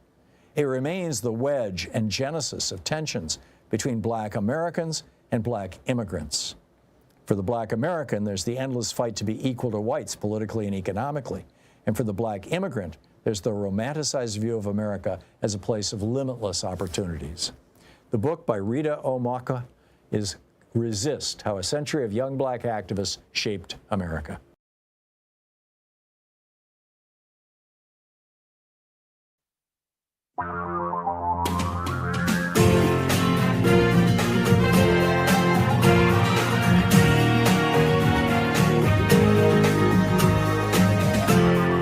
This is the Thom Hartmann Program. Welcome to the second hour of our program. On the line with us is Michael Cohen, the principal of Crisis-X, a crisis management company, previously served as the personal attorney to Donald Trump, formerly the executive VP of the Trump Organization, special counsel to Trump. He's the author of 2 books, most recently Revenge, and he's the host of a podcast called Mea Culpa with Michael Cohen, which I will be on later today. He's also the co-host of the Political Beatdown. He's a political commentary. He's got a great Substack newsletter, therealmichaelcohen.substack.com, and over on Blue Sky, michaelcohen212.bsky.social. And Michael, welcome back to the program. It's been quite a while since you've been with us. It's been more than a day. Yeah, it has. It definitely has. So first of all, just for our listeners out there, I just want to let people know after you and I have a conversation here for 5 or 10 minutes. I'm gonna throw it open to our listeners to call in and ask questions of you, if that's all right with you. Yeah, sure. Perfect. Okay, cool. So, Jeremy will be lining up callers who are, specifically have questions for you. So I've noticed over on your Substack, Robin, I read your Substack, I subscribe to it, I recommend it, I think it's just great. And you've been writing about the threat of a billionaire administration, and pointing out how Trump has corrupted Eric Adams. I guess he was corrupt to begin with, and you argue that Pam Bondi is laying the groundwork to make sure that her boss is untouchable while Trump is waging war on the press. This all seems to be kind of one thing. Knowing Donald Trump as well as you do, and having been thrown in prison by him as you were, what do you think the game is here? The game is total power, total authority. One of the things that I've talked about in the book Revenge is Donald is a transactional individual. This is not about what so many of the pundits that you hear on television talking about, that he is a shadow government and he's allowing Elon Musk, who's the real president. None of that is accurate. It's all great hyperbole. It makes for a great story. It's wonderful if, in fact, you were living in Gilead in The Handmaid's Tale. But that's not the reality here. The reality is Donald Trump is seeking to create a scenario where, as he stated earlier, he intends to destroy our tripartite system of government. He intends to rewrite the Constitution. And the more I talked about it, the more I used to get pushback from individuals that says, stop it, it's not true, you're just being hyperbolic. No, I'm not. In fact, what he is doing right now, which is straight out of the Project 2025 playbook, he is attempting to dismantle the legislative branch, which I believe he's already done, when you start to see the senators capitulating to some of the nominees that Donald Trump has put forth for various different positions. One of the things that you see is nobody wants to fight with him. Well, it's not just the legislative branch, it's the judiciary as well as the Supreme Court that made that terrible ruling about presidential immunity. So what is his goal? His goal is to be able to take full and total control over the U.S. Government. Wow. It seems pretty evident to me as well. My op-ed today over on HartmannReport.com, my Substack newsletter, is my concern that Thursday is the 92nd anniversary of the Reichstag fire in Germany. I read it. You read it? Okay. I'm curious your thoughts on the possibility that Donald Trump would use a terror attack against the United States, whether real or staged. I'm assuming real will be enough, to declare a state of emergency, to use the Insurrection Act, to basically suspend the Constitution and make himself emperor for life. Well, I don't think he needs to actually have a war or even the threat of a war within which to do that. He's already talking about 2028. Now, a lot of people will say, yes, but look at his age and look at his health and so on. His family has a longevity gene. I can assure you on that. And one of the things I had talked about, even again in the book Revenge early, is that he intends to stay. He's not looking to give up the power. He enjoys the ability to get other leaders around the world, regardless of whether they're third world countries, second world, or they're G7 countries, to capitulate, to come, to bow down, and to kiss the ring. I know this all sounds so crazy. Unfortunately, all you need to do is turn on your television set, and you are seeing this as a reality. And I'm shocked. I'm truly shocked that we have gotten to the point that this is where we are at as a country. But he's not going to need to start a war within which to try to effectuate this, we'll call it supreme leader monarchy ideology. Yeah, well, my concern is that, some idiot might set off a bomb at the Capitol building or something, and that might be enough for Trump to use. What do you think? Yeah, I don't think so. First of all, it's not so easy to get into the Capitol, and if anybody has been through that between the... Well, I mean, it could be anywhere. It could be, but anyway, okay, let's move along. Yeah, to be honest with you, I don't see that. I believe he thinks that by rewriting the Constitution, he will have the ability to go a third term, a fourth term, and basically, as you stated, to insert himself as a dictator or as a monarch, a king for life. Yeah. In other words, he doesn't, in your opinion, he doesn't need an event, a triggering event. You had a fascinating conversation with Jim Acosta a day or three ago, in which Jim was suggesting that Trump, delights in owning the libs, and you were saying that Acosta's suggestion was not the way to defeat Donald Trump. How do we defeat Donald Trump? What is the best way to take this? Well, this is where the new head of the DNC needs to gather around individuals who actually know and understand Donald. One of the things that you need to do is you need to be reactive. And that means not take 2 weeks, 3 weeks, a month within which to get a response back where, you're just putting something out there in an op-ed. If I hear one more Democrat turn around and say, well, what we'll do is we're going to put out an op-ed.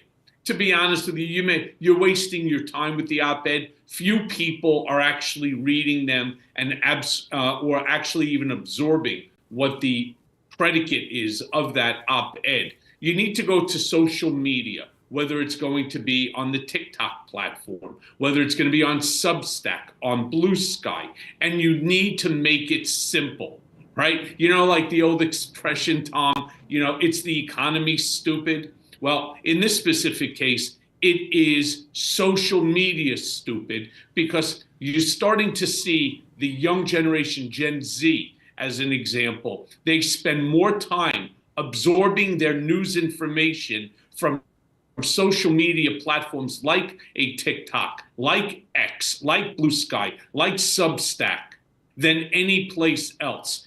And we cannot afford to lose that group as well. On top of that, grassroots. We need to establish old school grassroots campaigning.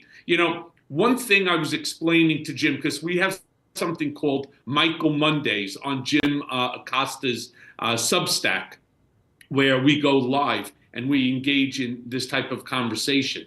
One of the important things is we have to acknowledge that Democrats, as long as Donald Trump is anywhere near the levers of power, we will never be able to outraise them in these campaigns. And it used to drive me crazy when you're listening to people turn around and say, well, we need to raise money. We need to raise money. We need to have money for, more advertisements, more newspaper ads, and so on. That's not how you win a campaign anymore. And whether or not the Democratic Party raises $1 billion or $2 billion, which is unheard of, Elon Musk could stroke that check as a single individual and never think twice about the amount. So there is no amount of money that we can raise that's going to make a difference. We need to own the scenario via social media. Yeah, that makes absolute sense. We're talking with Michael Cohen, the former attorney to Donald Trump, the author of multiple books, including most recently Revenge. And he's got a great Substack newsletter, therealmichaelcohen.substack.com. You can find him on Blue Sky at michaelcohen212.bluesky.social. We'll be back with your calls for Michael Cohen in just a few seconds. Stay tuned. 16 minutes past the hour. This is the Thom Hartmann Program. It's talk media for the sane among us. Michael Cohen answering your questions right after this.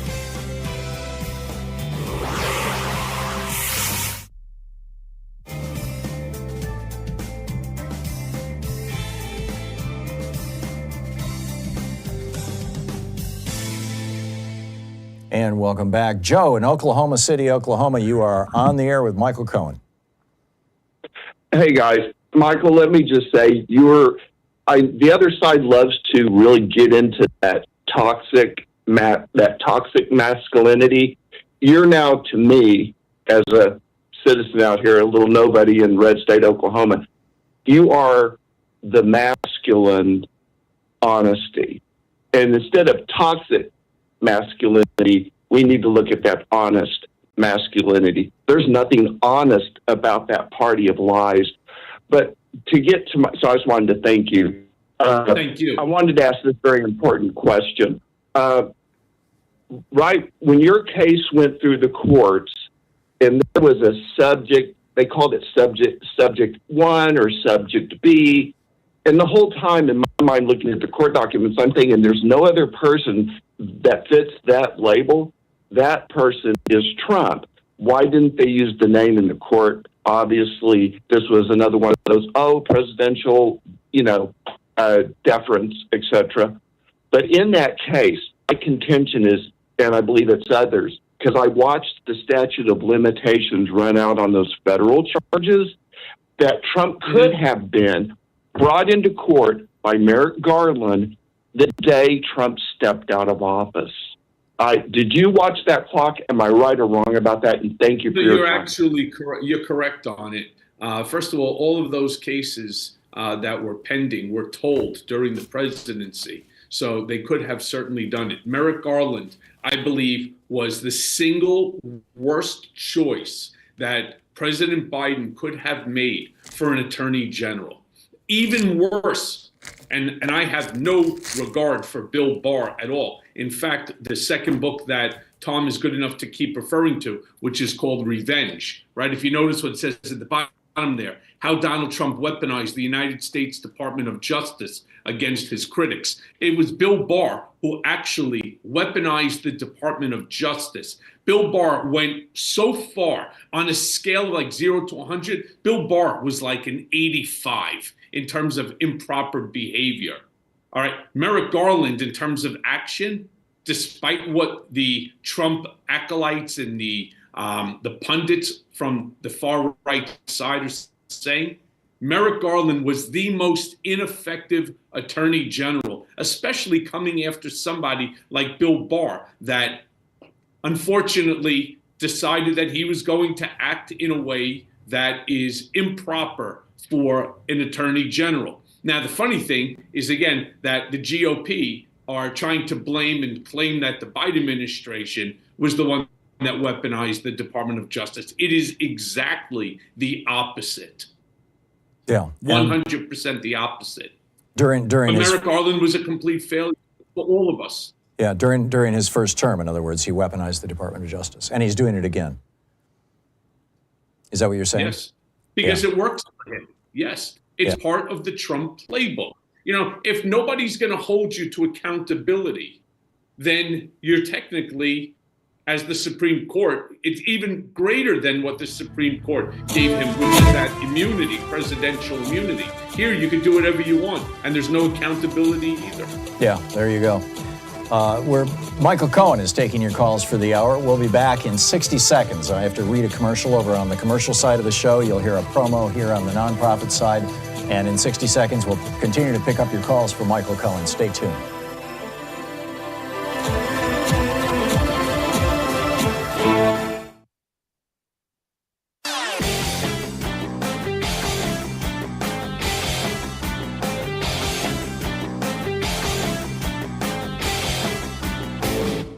Change starts with you. You can be calling your Democratic or Republican representatives to let them know what you think by calling 202-224-3121. It's the Capitol switchboard. It'll get you right through to them. Corporate raiders, when they acquire a company, basically strip it down. They take everything of value out of it, put it in their own pockets, leave just a husk of a company. I watched, Bain Capital do this with Clear Channel. In fact, they just ran it into bankruptcy, and they run off with all the cash. Well, that's what Donald Trump is doing to America right now. He's basically behaving like a corporate raider, taking, all the assets of this company and handing as many of them as possible off to billionaires and shutting down programs that benefit average working class people.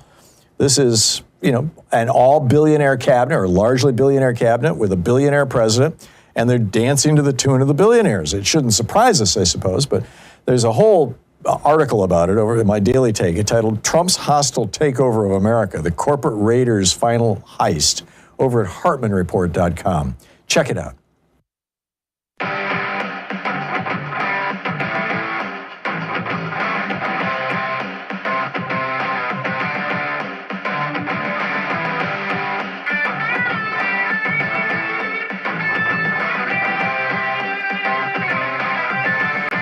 Welcome back. We're talking with Michael Cohen, the former attorney for Donald Trump, and Barbara in Fayetteville, Arkansas. You are on the air with Michael Cohen.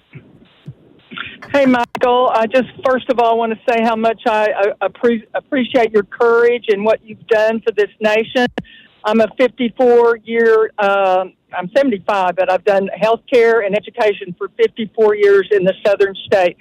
And I am tired the people saying, oh, we just have to hold back. No, what you said about social media is absolutely true.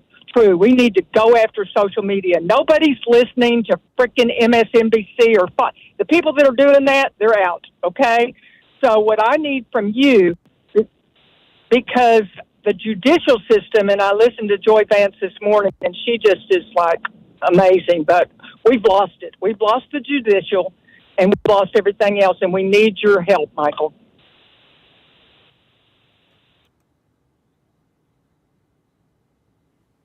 A list of, say, 10 people. You could, Jamie Raskin, Eric Swalwell. You need to have people like Harry Dunn or Michael Fanone, myself, maybe like a Scaramucci.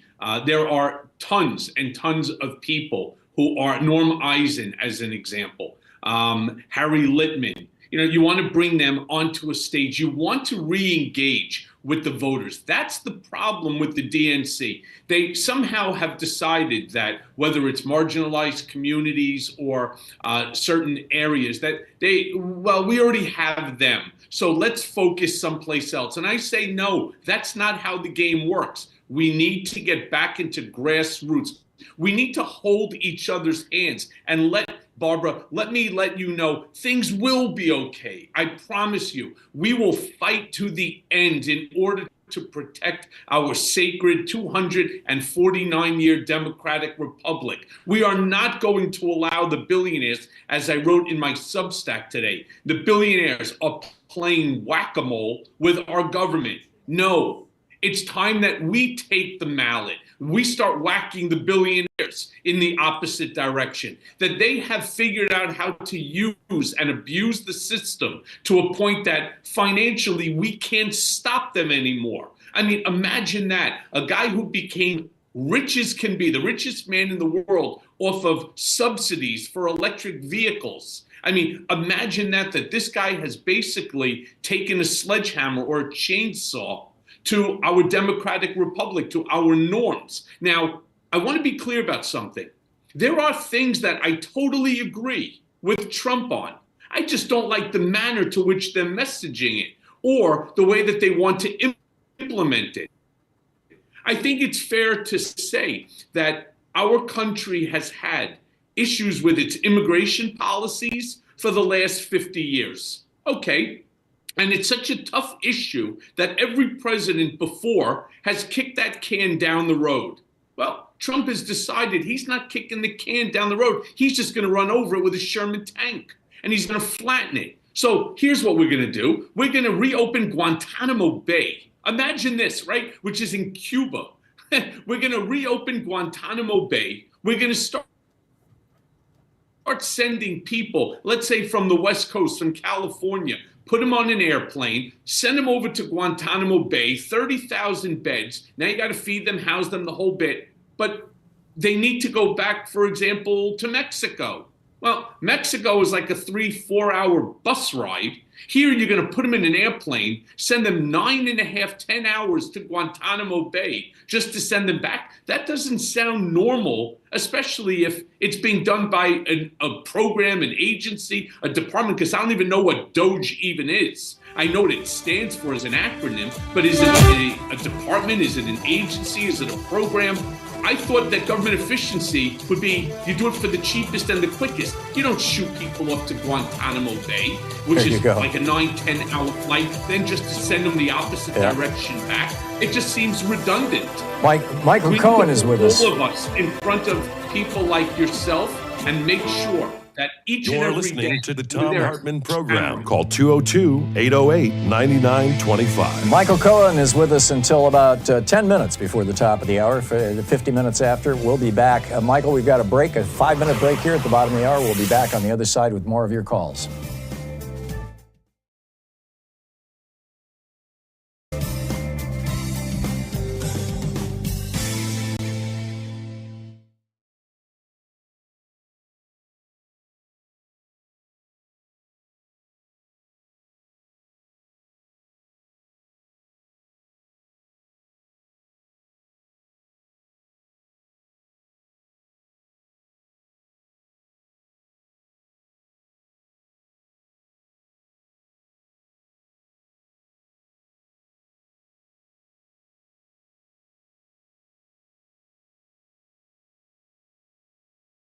Times columnist. And this is from, it's about the middle of his first chapter. This is a subchapter titled The Limits of Neoliberalism. There's no shortage of theories to explain this great stagnation, to borrow a phrase from one of the theorizers, the George Mason University economist Tyler Cowen. And there's also no need to simply choose between them. Like most broad trends, the economic decadence of the developed world is overdetermined, and almost every serious attempt at explanation will contain some element of truth.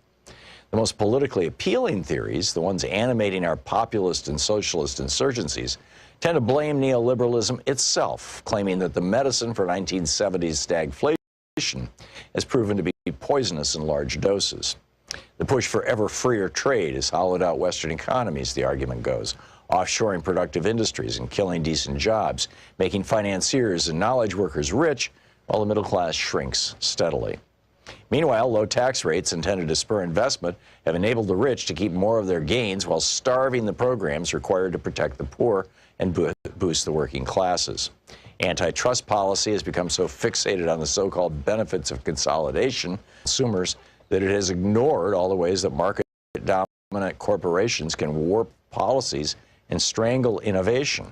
And anti-inflationary policies, forged to counteract a crisis that's now generations behind us, have been adopted as a dogma that's now by the West's financial and political elite, which demands fiscal austerity under every circumstance and deprives struggling economies of the cash they need to grow. You don't have to accept this argument, and indeed the populists of the left and right disagree about which aspects to stress, to see that it describes a real phenomenon, perhaps not the outright failure of neoliberalism, but diminishing returns from some of its preferred policies, and an overconfidence among the Western leadership class that solutions from the 1970s are permanently applicable. On trade, for instance, the general principle that open markets have more winners than losers led policymakers to assume that this would necessarily happen, and to overestimate how quickly communities affected by outsourcing would recover and how swiftly other sectors of the economy could compensate.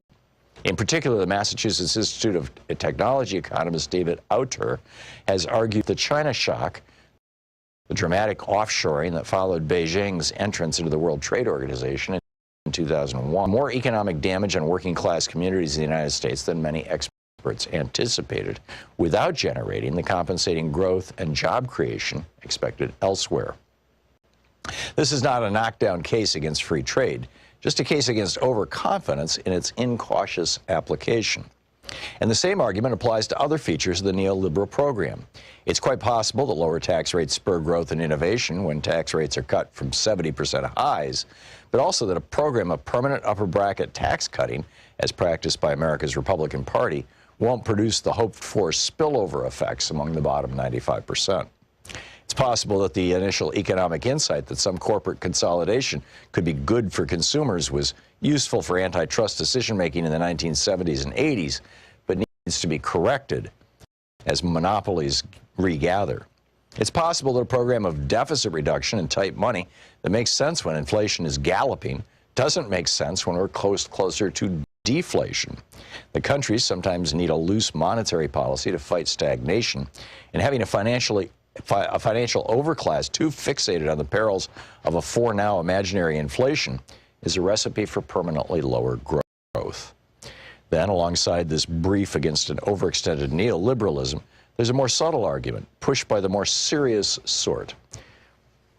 I think I skipped a page here. Sort of liberalism that the neoliberal program hasn't so much pushed too far as pushed in the wrong direction. In this argument, we don't need less deregulation, but a different kind than we have, because incumbents and insiders in the West have captured the sprawling regulatory state and used it to freeze out potential competition. The age of stagnation, according to this theory, is the fruit of what Brink Lindsay of the Niskensen Institute and Stephen Tellez of Johns Hopkins University describe as a captured economy, in which everything from land use rules to exclusionary zoning to occupational licensing to ever-expanding intellectual property protections to corporate subsidies and tax breaks all converge to create a system that's basically the worst of socialism and the worst of capitalism conjoined. Plutocratic and sclerotic, overregulated and undertaxed, with an upper class enriching itself off rents rather than innovation, and a service class that can't advance beyond its station. The overlap between this more libertarian argument and the left-wing critique of neoliberalism is apparent in one of the texts of the post-financial crisis left, French economist Thomas Piketty's 2013 tome Capital in the 21st Century, which mined centuries worth of statistics to argue that capitalism inherently makes the rich richer because returns on capital will always be higher than simple economic growth unless some powerful force intervenes. The forces that intervened in the 20th century were the Great Depression and 2 world wars, which not only provided the impetus for massive government interventions, but destroyed outright a great deal of capitalist wealth. The book is The Decadent Society by Russ Douthat.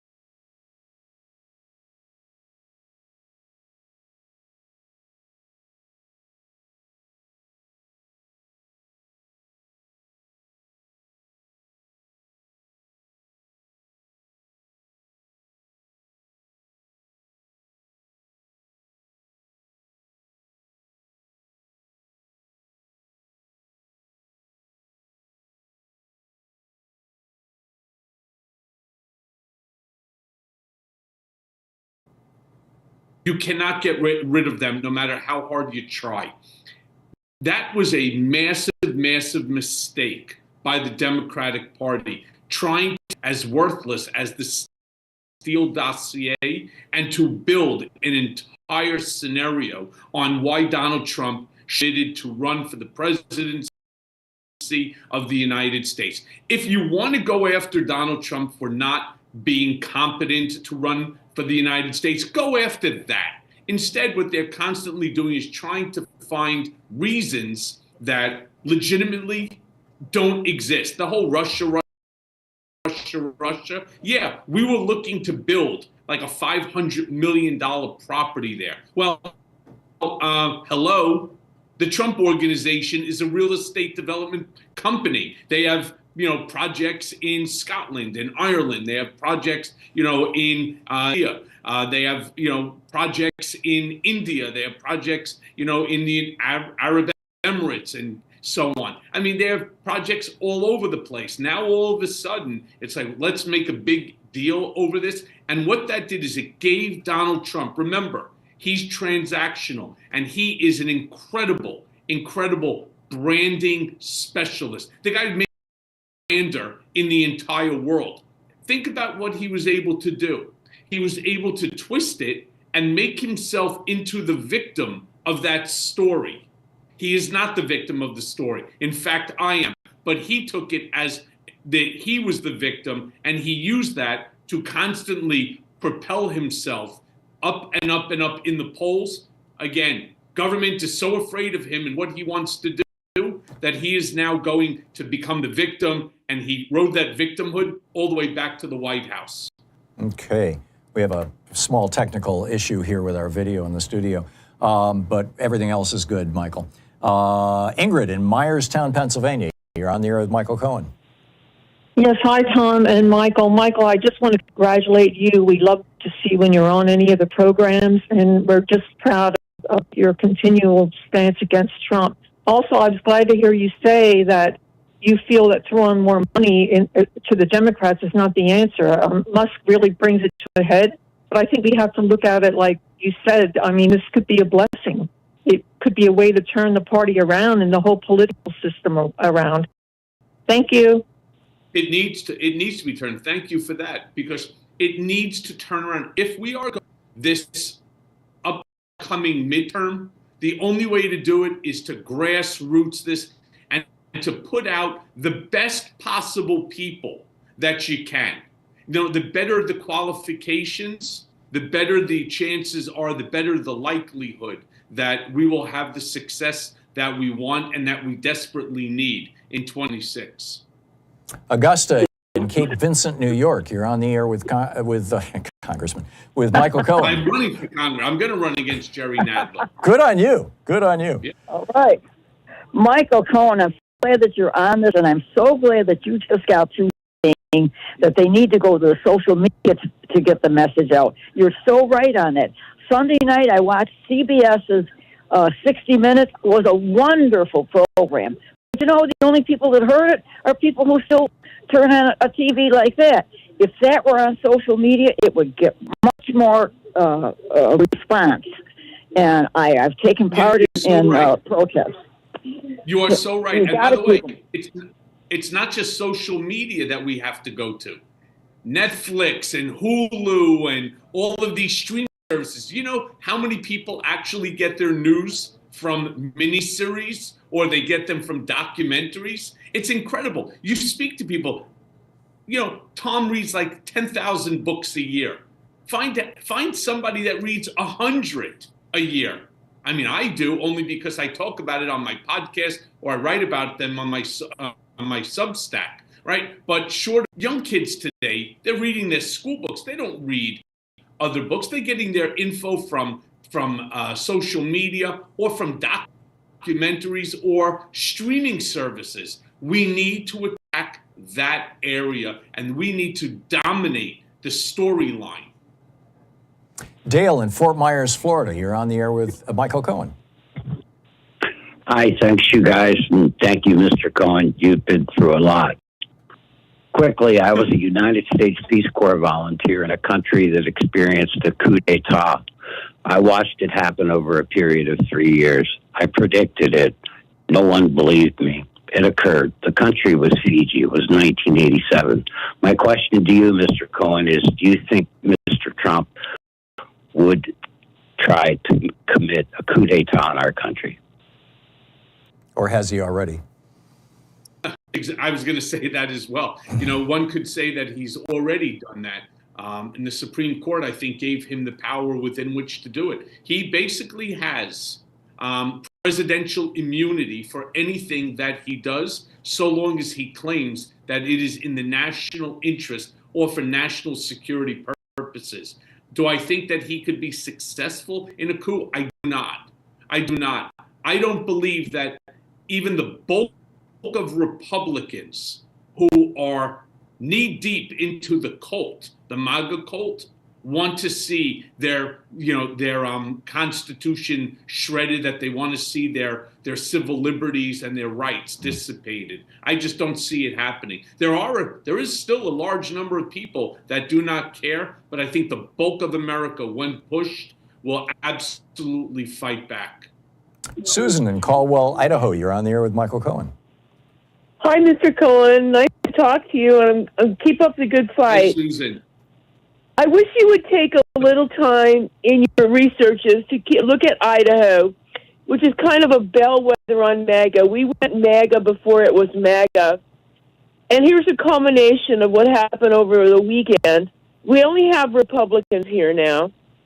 And at a open house, not a candidate forum, but a forum for constituents in Coeur d'Alene, up in the north panhandle of our state, a Democrat, a three-time Democrat candidate in the local county, Kootenai County, was dragged out of a public forum by what I could only call brown shirts, a private security company that was not operating under the code of the city of Coeur d'Alene, under the direction of the county sheriff, who was there directing their activities to anybody who was dissenting. The natives in this state right now are a little restless because our legislature is canceling our Medicaid, trying to cancel our Medicaid expansion.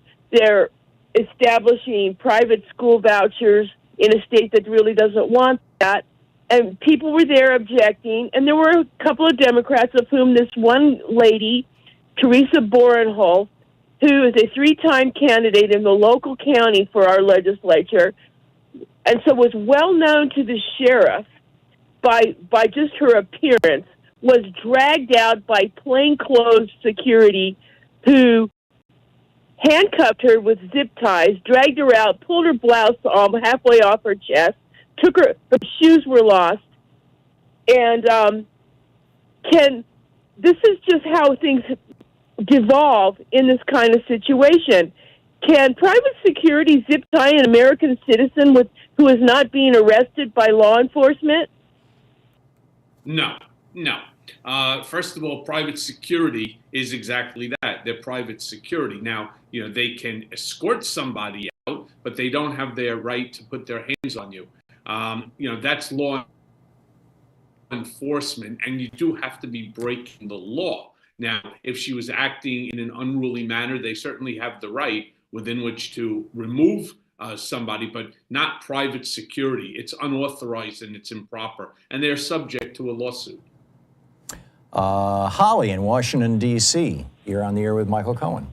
And by the way, we've got about 2 minutes here before Michael has to run, and we're going to, end the segment here. Okay. This is very quick. So I just want to say I was at the Driscoll Hotel in Austin, checked on a business trip when the announcement came that the FBI had raided your house and your studio, your office.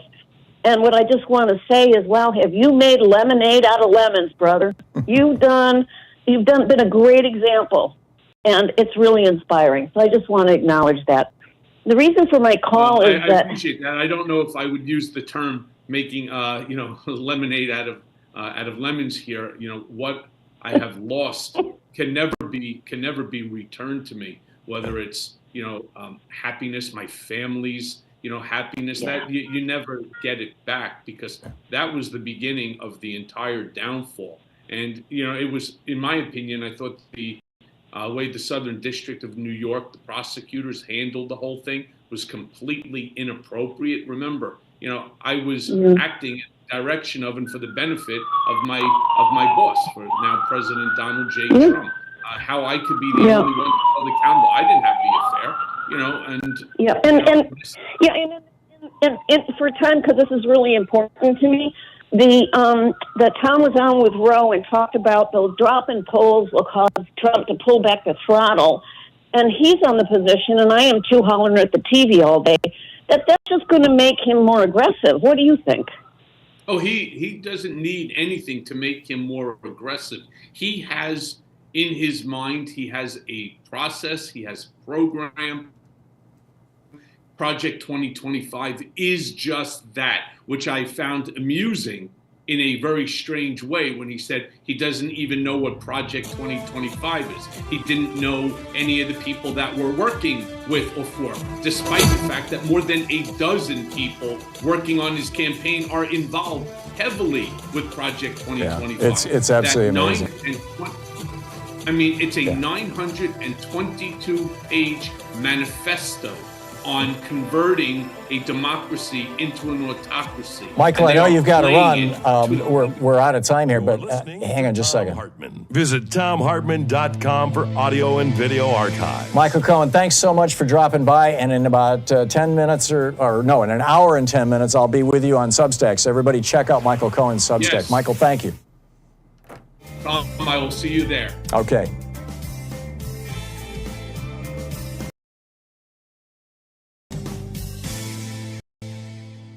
And welcome back. Pam in Santa Barbara. I'm sorry Michael's no longer with us, but if I can fill in.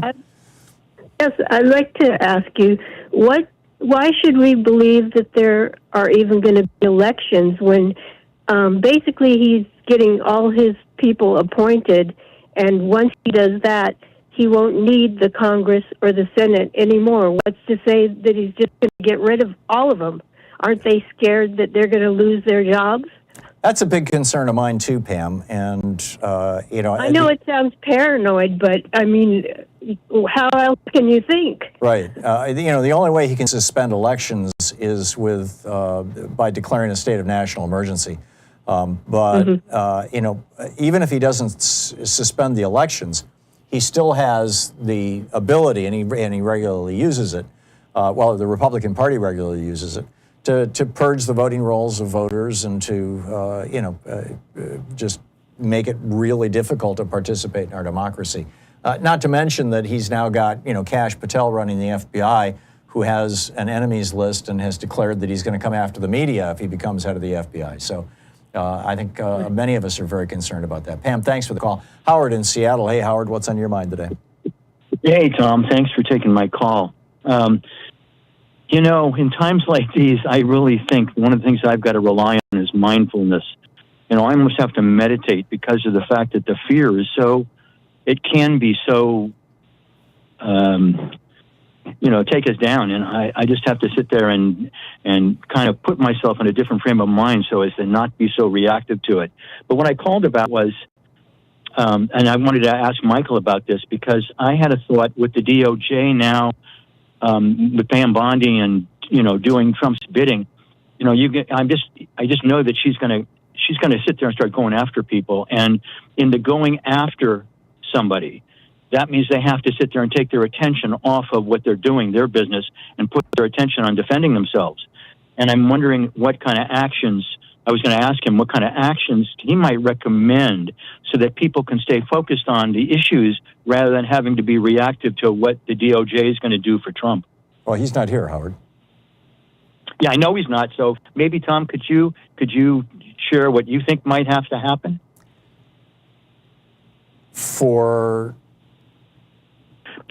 Any actions that you might think that people can take with regards to actions that the DOJ might take against them? Well, it's really hard to game that thing out. If individuals are the subject of the Department of Justice, they have to hire lawyers. I mean, and this is one of the ways that they break people. It's, they went after Michael Cohen. It cost him a fortune in legal fees, and he's a lawyer himself. So, I don't see any easy answer to that one, Howard. There are some organizations out there that are doing, God's work. I mean, Mark Elias in particular, everybody should be, he's got a great Substack newsletter. Everybody should be supporting it. Democracy Docket, support Mark Elias and do whatever you can to help him out. He's standing in the breach. But, Jim Stewartson has already been sued by the new director of the FBI for $1 million for what he said on Substack. And so, it's these are dangerous times. Howard, I got to run, but thank you for the call. It's 52 minutes past the hour. I'll be back with you in just a minute. Stay tuned.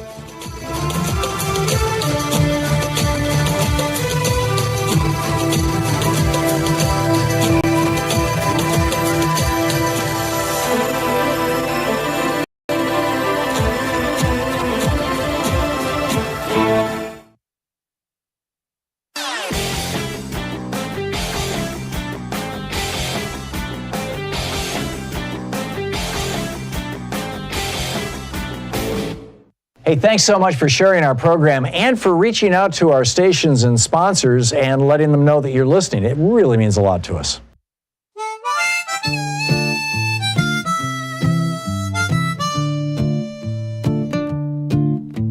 Elon throws salutes. They say it's a joke, but the Proud Boys cheer. The fire gets stoked.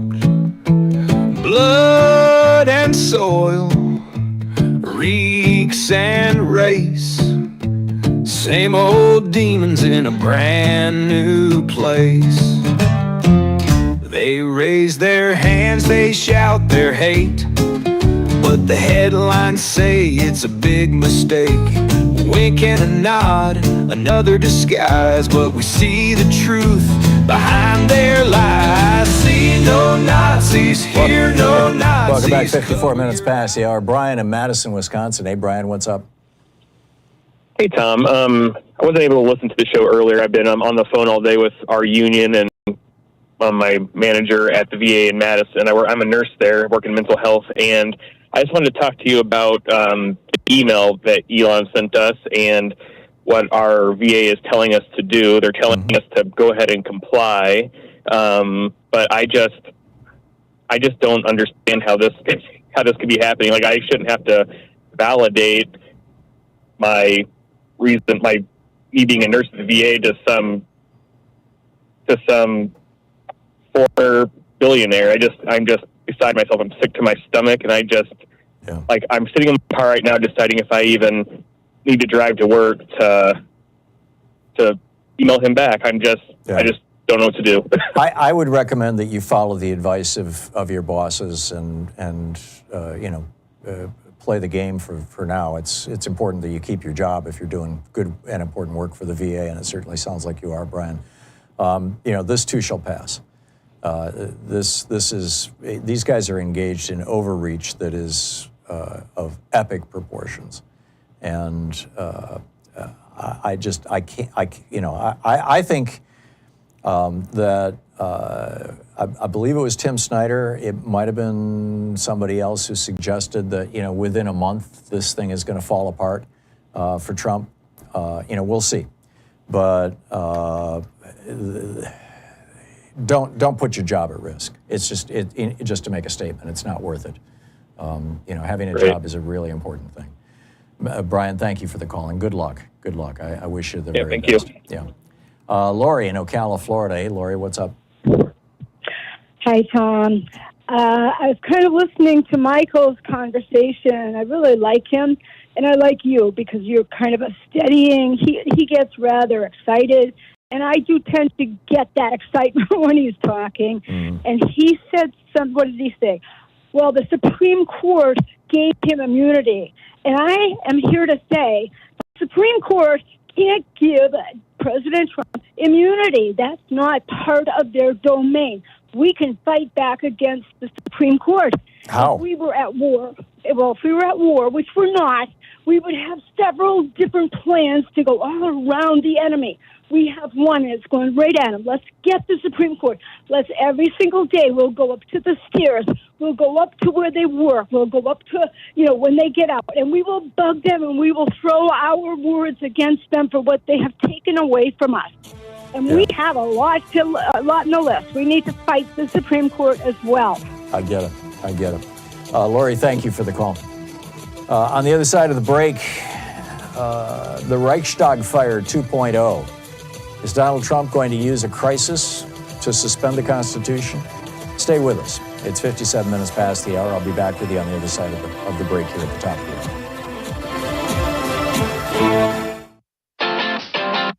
hour. You're listening to Thom Hartmann.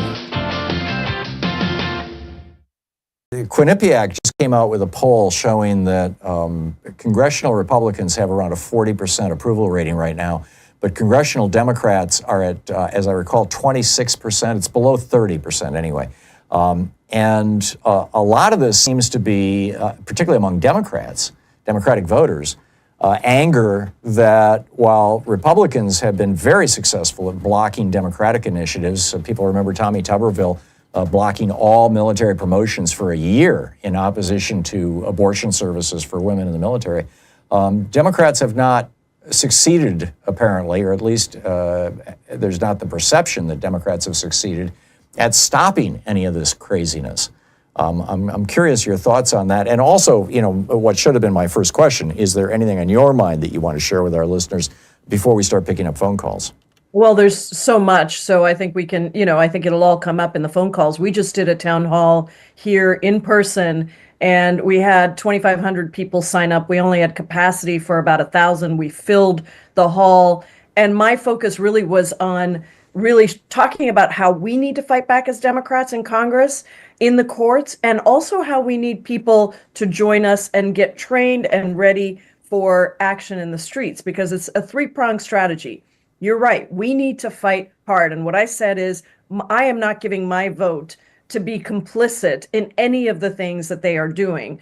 And even on the budget, I think you're seeing more and more of us say that unless they assure us with an ironclad commitment, and I have to say, I'm not sure what that ironclad commitment is, because they give commitments and walk away, that we can't approve even a budget negotiation and give our votes for that, because they're taking all of the Article 1 powers and blowing right by them and essentially ignoring our authorizations and appropriations. So I do think the anger is about people feeling like Democrats need to fight harder. In the Senate in particular, there was lots of opportunities for Democrats to unite against some of these horrific cabinet picks. And that wasn't always the case. And so I think people see that and they feel like we are, what's the phrase? We're taking a butter knife to a gunfight. We're not really, standing up and fighting. Now, that said, Tom, I want to say that we don't have the majority. We can't, in the House anyway, we can't block things because it's the majority that moves a vote forward if they have all of their majority. Right, you don't have a filibuster. Majority? Correct. We don't have the authority. I mean, people say, well, shut down the government. We're not the ones that shut down the government. The Republicans have control of the House, the Senate, and the White House. So if their party together, they should not count on us for votes, and they will be shutting down the government. And I think they're trying to shift the blame already and say Democrats want to shut down the government. I just want everyone to be clear that we don't have that power because we don't have the majority of votes. We can insist that we are not going to be complicit in the things that they are doing. And I think that's what you saw in the Budget Committee markup last week. My committee, we were there until 10 o'clock at night. We started at 9 in the morning. Not a single Democrat voted for their horrific budget resolution that slashes Medicaid, slashes all these programs and services, and takes that money and puts it towards tax cuts for the wealthiest. This is another Trump tax scam 2.0, Tom, and we cannot be complicit in this. We have to do everything we can to call attention to what these abuses are, the constitutional crisis that we're in when the president becomes an authoritarian, which he said he was going to be, dictator from day one. That is what he's been. He's ignoring Article 1 powers. He's ignoring the judicial branch. And he's blasting right through with these unconstitutional illegal activities. So it is a real crisis. Yeah. The challenge to democracy itself here by Trump and his attacks on Zelensky, which I see also as an attack on democracy itself. Yes. Elon Musk tearing our government apart. I could just imagine, and this is my paranoid fantasy, I suppose. I could just imagine Vladimir Putin having one of his many phone conversations over the last couple of years with Elon Musk and Donald Trump, saying, well, you guys, the government is it's all so corrupt and it's full of, fraud and abuse and waste. And I'll bet people would just love it if you just, cut the government down to size. I mean, people have been talking about this for years. And really, what Putin's goal is to destroy the American government. And that looks like that's what they're doing. I don't know if they're doing it at Putin's behest or at Curtis Yarvin's, at the behest of some, right-wing philosopher king. But it looks to me like this goes way beyond just trying to allocate some money for tax cuts for billionaires. No, I think that's absolutely right. But they are tied. I would say that dictators, authoritarian rulers are all about preserving all the benefits for a tiny class of people, for themselves, for the wealthiest. And so I do think that is very much a part of it. But you're absolutely right that the playbook for this was written by dictators around the world. And calling Zelensky a dictator, as Trump did yesterday, is a stunning reversal of the position that the United States has held about protecting democracies, about ensuring that we are coming together as a global community to fight back against dictators who invade other countries. And I think that is, I'll be at a rally this weekend actually here in Seattle with the Ukrainian community talking about this because it has enormous implications, as you're seeing in Europe, around the world. And it is a playbook for all dictators around the world.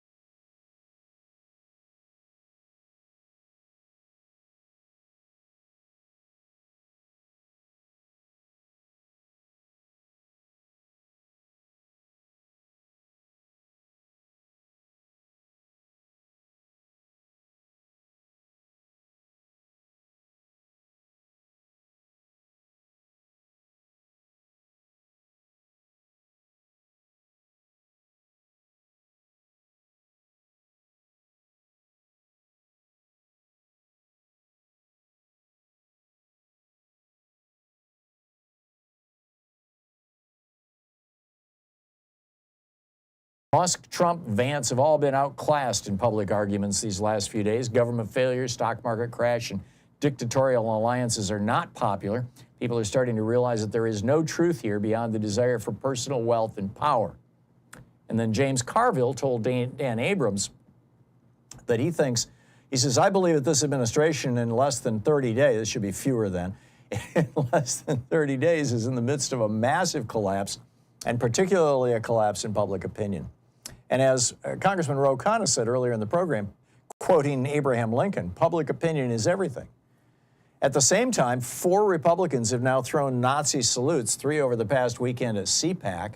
You know, they think they can overcome their fear of the people by intimidating us. These fascists are getting panicky, and panicky would-be tyrants are dangerous.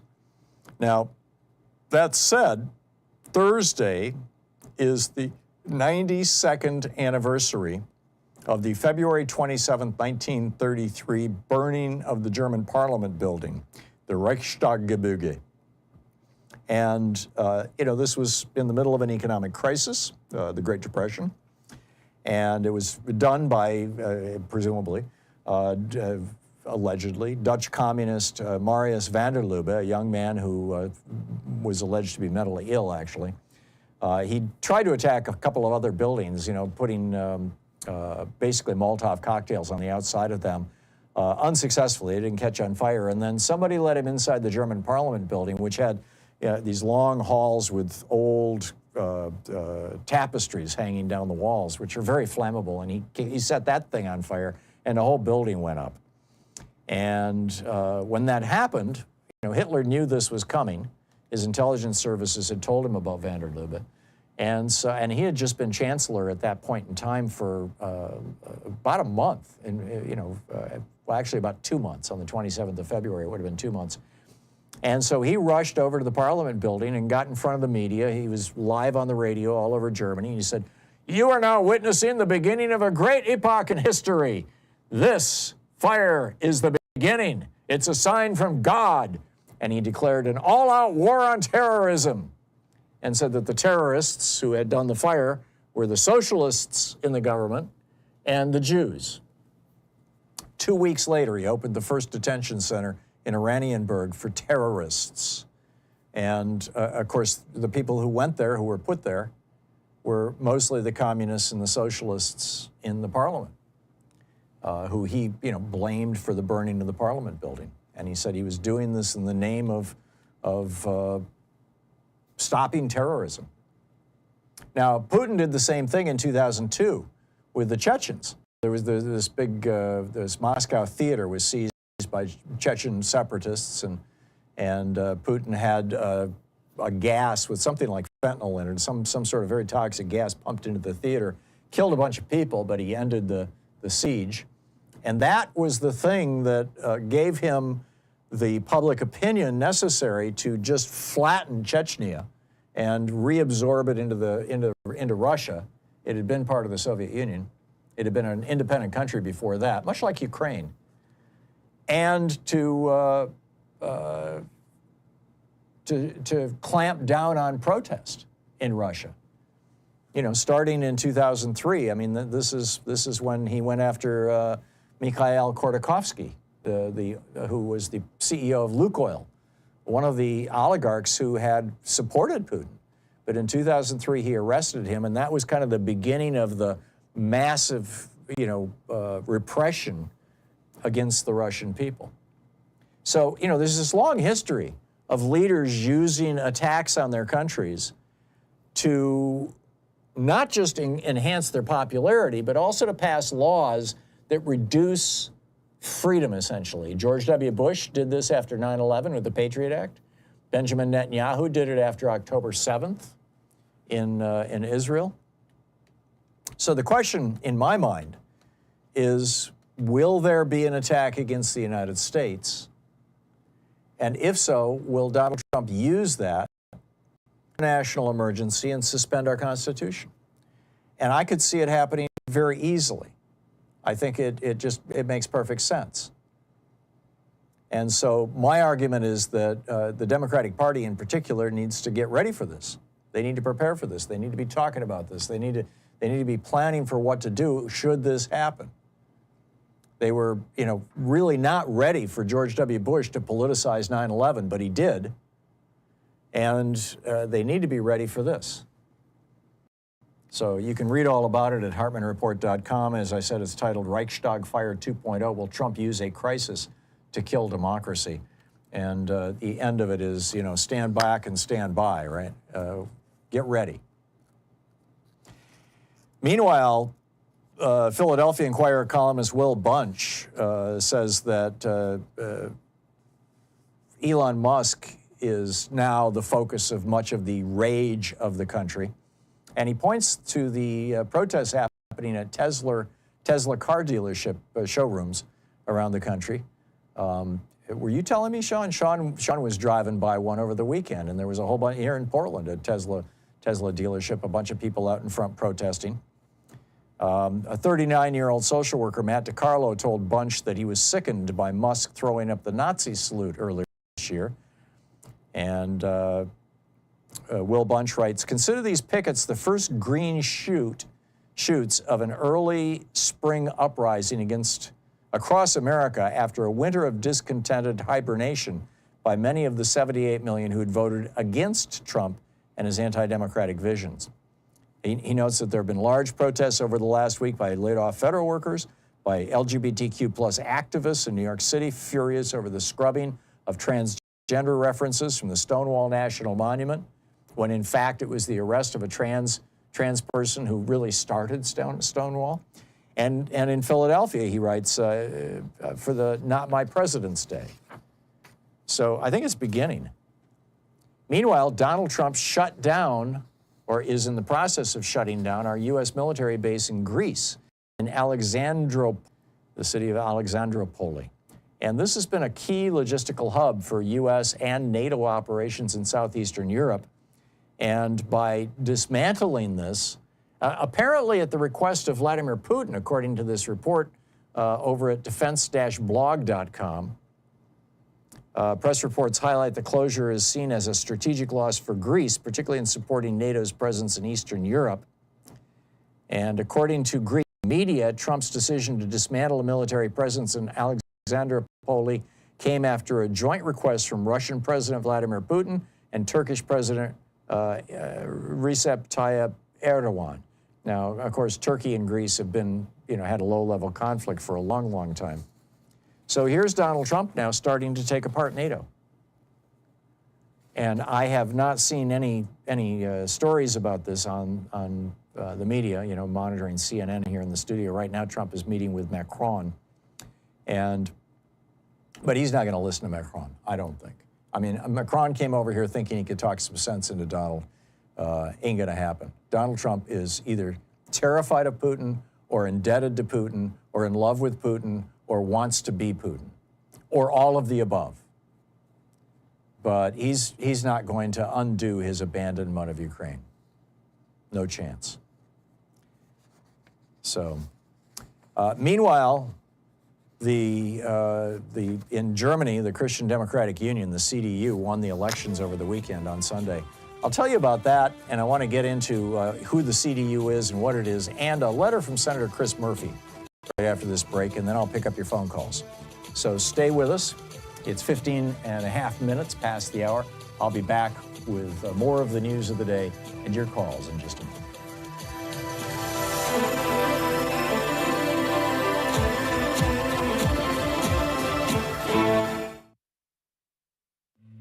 This is the Thom Hartmann Program.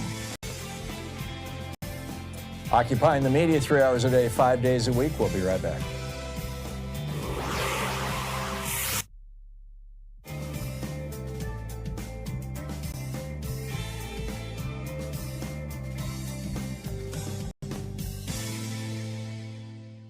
And welcome back. Morris in Inglewood, California. Hey, Morris, what's on your mind today? Tom, but one thing to do. We've talked about occupy the White House. When we occupied Wall Street, they put us out. They put us out. Then we with the Million Man March. I love the Million Man March. Thank you, Mr. Louis Farrakhan, but y'all was leaving. That's not what I'm talking about. We're going to occupy the White House ground. The National Guard ain't going to fire on these people. And we got our own security because most of them people are going to be white folks, and they don't carry, a lot of them don't carry Bible time. You know what they carry. So, I mean, we're occupying the White House. What this man got to do, he got to get on the plane and get out. That's what he's got to do. Yeah. We can't look to our politicians. They're wonderful people, Tom. I understand Bernie Sanders, those just wonderful people. But I'm sorry, Tom. It's got to come from us. And this is what we do. We occupying the White House. You ain't got no job. You're laying off 5, 6, 7,000. You know, he's telling you what he's going to do. You're like frogs just waiting to just boil to death. Not no more. So we're going to take one day this summer, and everybody get your butt down to the White House and occupy it, and let somebody move you, man. And that's kind of like where we are, Tom. Ever been to the White House, Morris? Oh, Morris hung up. The only problem with that is that the White House has just insanely tight security. You cannot get on the White House grounds without a permit or a pass. But that said, I mean, you know, you could go around the outer perimeter. So not a bad idea. Morris, thank you very much. John in Seattle. Hey, John, what's on your mind today? Yeah, good morning. Thanks for taking my call. It was good to hear Michael Cohen this morning. He's pretty inspiring. What I was going to ask was Kash Patel is now that he's taken over the FBI, and can he send out indictments on congressmen during the time when they're voting? No. And stop congressmen from voting? No. First of all, indictments have to come from grand juries or prosecutors. They don't come from the FBI. The FBI does the investigations. Forgive me, I have hiccups. The FBI does the investigations that provide the basis for the indictments. Right. Kash Patel can certainly, investigate people, members of Congress. Right. But there's also this But provision. it doesn't slow them down from voting. No, it wouldn't. And there's also a provision in the Constitution that provides immunity from prosecution for members of Congress while Congress is in session. It says that members of Congress shall not be questioned. So I think that, I don't think, frankly, that's going to be a concern. What I do think is a concern, though, is Kash Patel opening investigations. Members of Congress, like I said, I think are far more immune, but Patel, in the past has said that he wants to come after the media. And there are some people in the media who are very, very wealthy, although, $10 or $20 million a year salary may not give you enough money to protect yourself against, a full-blown government investigation and prosecution. But now, doesn't the NAACP, does the NAACP and ACLU cover attorney fees if you're brought in? No, and large chunks of the media are, your average reporters. These are just middle-class people. They do not have the resources, and no, those organizations will not give you money or fund your legal defense. John, thanks for the call. It's 20 minutes past the hour. I'll be back with more of the news of the day and your calls in just a moment. Stay with us.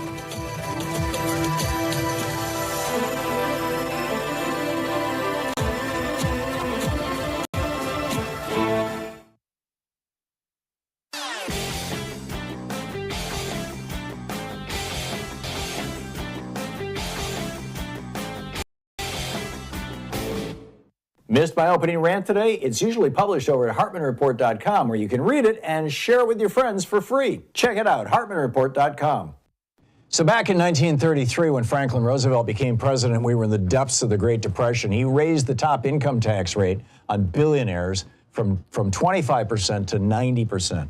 The ultra-rich were screaming, and here's what he had to say.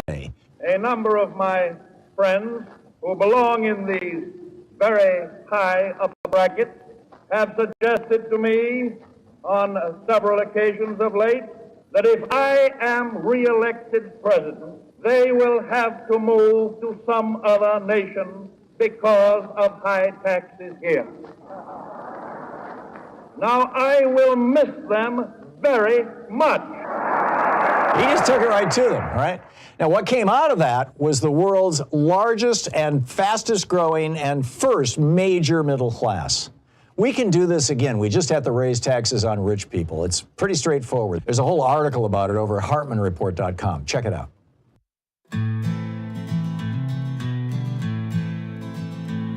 In 33, a nation's cry, a parliament set ablaze. Leader sees the fear and flame, democracy's final days. Will history repeat once more? A crisis as the key. Will Trump ignite the fear and doubt to end our liberty? A salute here, a purge begun. Foundations start to shake. The playbook of authoritarian rule. Our freedom's now at stake. Will history repeat once more? A crisis as the key. Will Trump ignite the fear and doubt to end our liberty? 23 minutes past the hour. So the Christian Democratic Union won the elections in Germany over the weekend on Sunday. And there was, multiple days of voting before that because much of Germany votes by mail. But Friedrich Merz is the leader of the center-right Christian Democratic Union, and he's going to be the new prime minister of, or chancellor. I don't know what title they use for the head of Germany these days, but he's the leader of the party, and he's going to be the head of the head of Germany. And first of all, what's the CDU? The Christian Democratic Union. They're replacing Mr. Otto Schulz's party. This is the center-right in Germany means that, they're in favor of low taxes, they're in favor of minimal regulation, not radical stuff. This is, by the way, the CDU is like the Mitt Romney Republicans or the John McCain Republicans.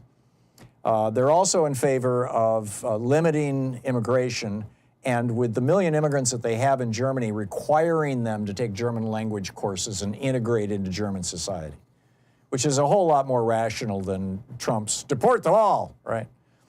So, and they want to limit dual citizenship to exceptional cases. So, and they're all in favor, by the way, of a European Green New Deal.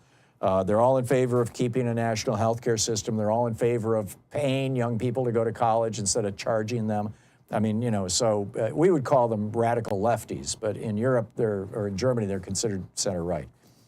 But Friedrich Merz, this is what he had to say. He said, "My absolute priority will be to strengthen Europe as quickly as possible so that step by step we can really achieve independence from the USA." He said, "I never thought I would have to say something like this on a television program, but after Donald Trump's statements last week, at the latest, it is clear that the Americans, at least this part of the Americans, this administration, are largely indifferent to the fate of Europe." He went on to say, "I have absolutely no illusions about what is happening from America. Just look at the recent interventions in the German election campaign by Mr. Elon Musk. That is a unique event.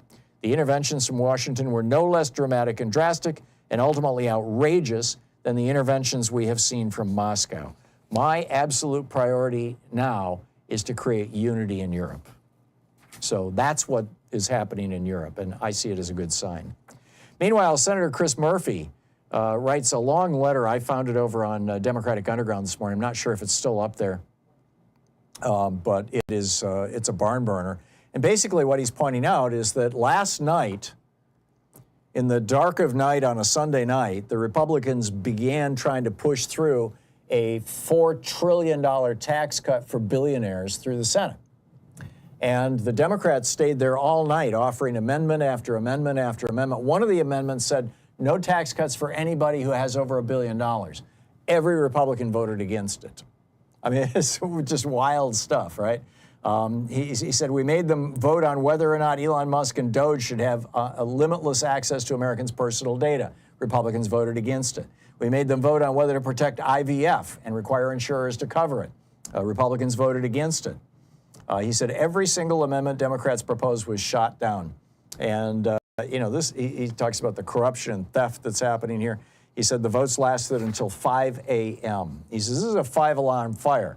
He said, I don't think we have 2 years to plan and fight back. I think we have months. It's still in our power to stop the destruction of our democracy with mass mobilization and effective opposition. So we can't miss any opportunity to take advantage of opportunities to put Republicans on the record and shine a light. God bless you, Chris Murphy. That's incredible. So what's on your mind? I'll pick up your calls right after this. It's 27 minutes past the hour. Stay with us. You're listening to the Thom Hartmann Program. Call 202-808-9925. Your call's up next. Stick around. We'll be right back.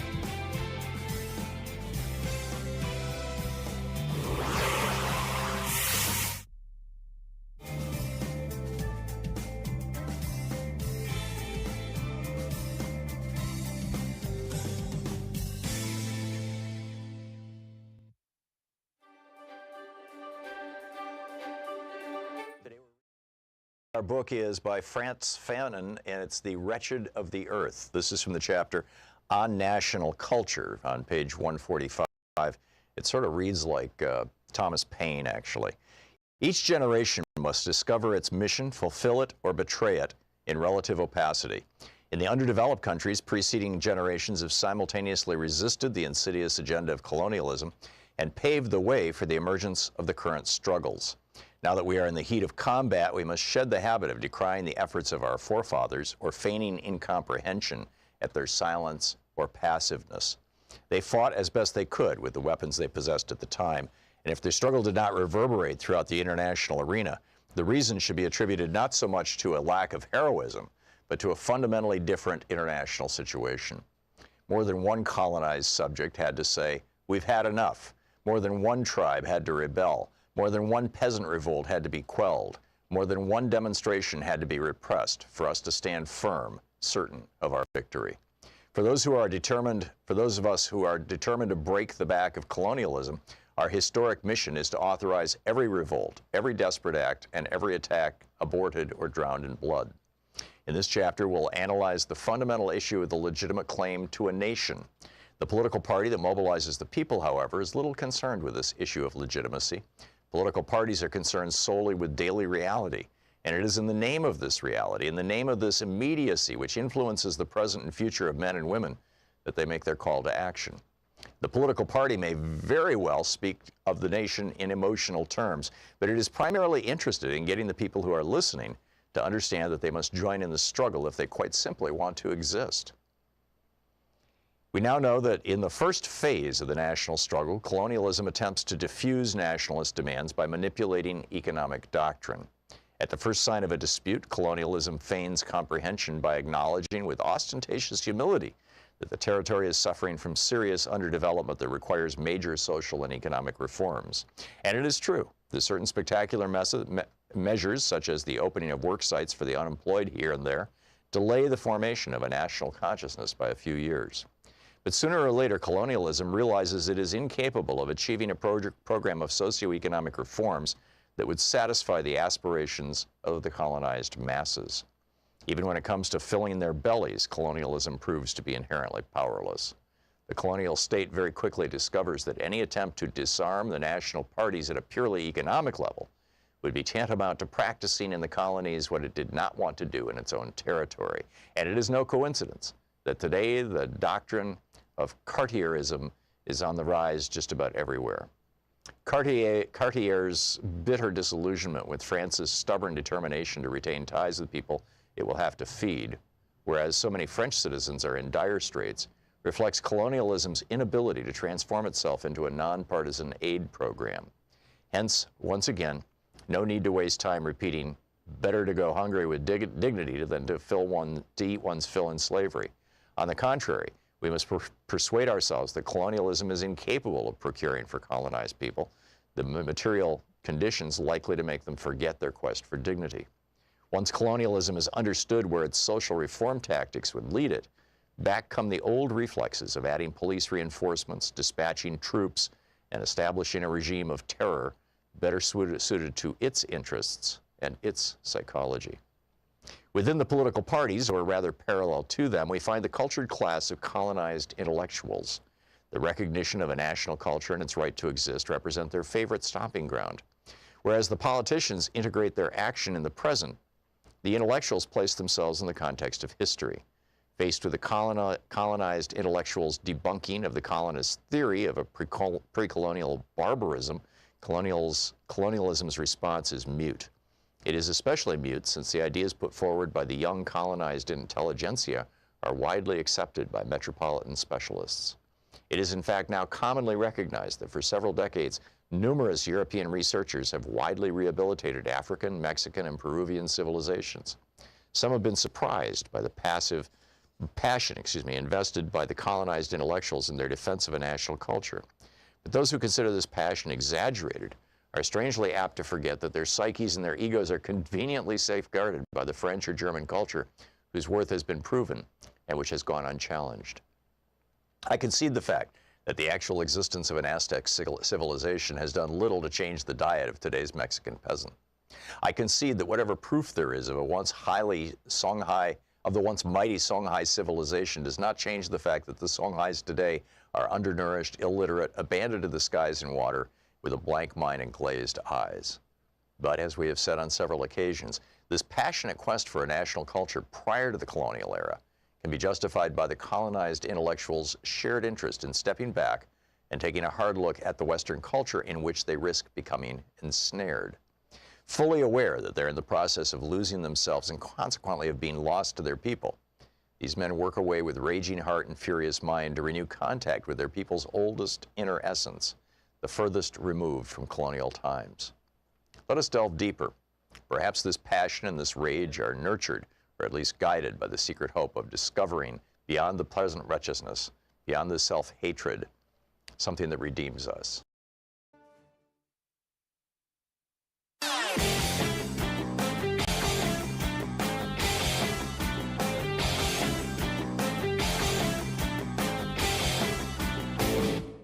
Share the Thom Hartmann Program with your friends. Our podcast, The Hartmann Report, is absolutely free and available wherever fine podcasts are available. And the entire 3-hour podcast is available over at thomhartmann.com.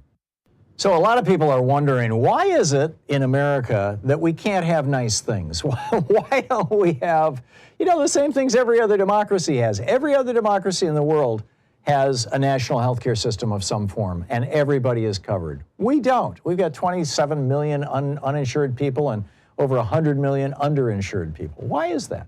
Why is it that every other country in the world offers college education very inexpensively, if not for free, and for here you go to debt? Why is it that we've got our public schools crumbling and other countries are doing well?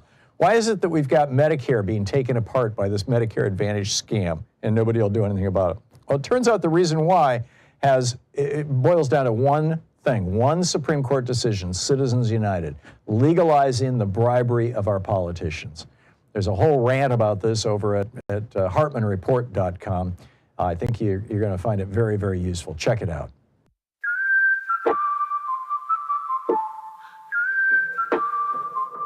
A handshake in the shadows, a deal beneath the storm. Promises of progress, but the fire starts to form. They smile with sharp intentions, their words a deadly game. And every inch you give them, they set your soul aflame. They'll dress up lies, compromise, but the truth is razor thin. You think you've won a battle, but the war is where they begin.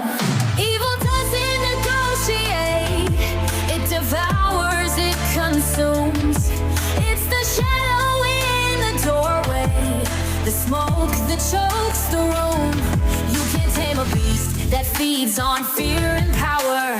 Evil doesn't compromise, it devours. Welcome back. 36 minutes past the hour. Picking up your calls here. Army in Lutz, Florida. Is that with an M or an N, Army? Or Arnie? Army. Oh, with an M. Double Okay. E. Okay. What's up, Army? Well, I agree with you. Time is of the essence to mobilize quickly. I mean, there's absolute corruption, and as the saying goes, absolute corruption corrupts absolutely. Yeah. This Doge thing is just another way to accelerate the destruction of the three branches of government under the Constitution.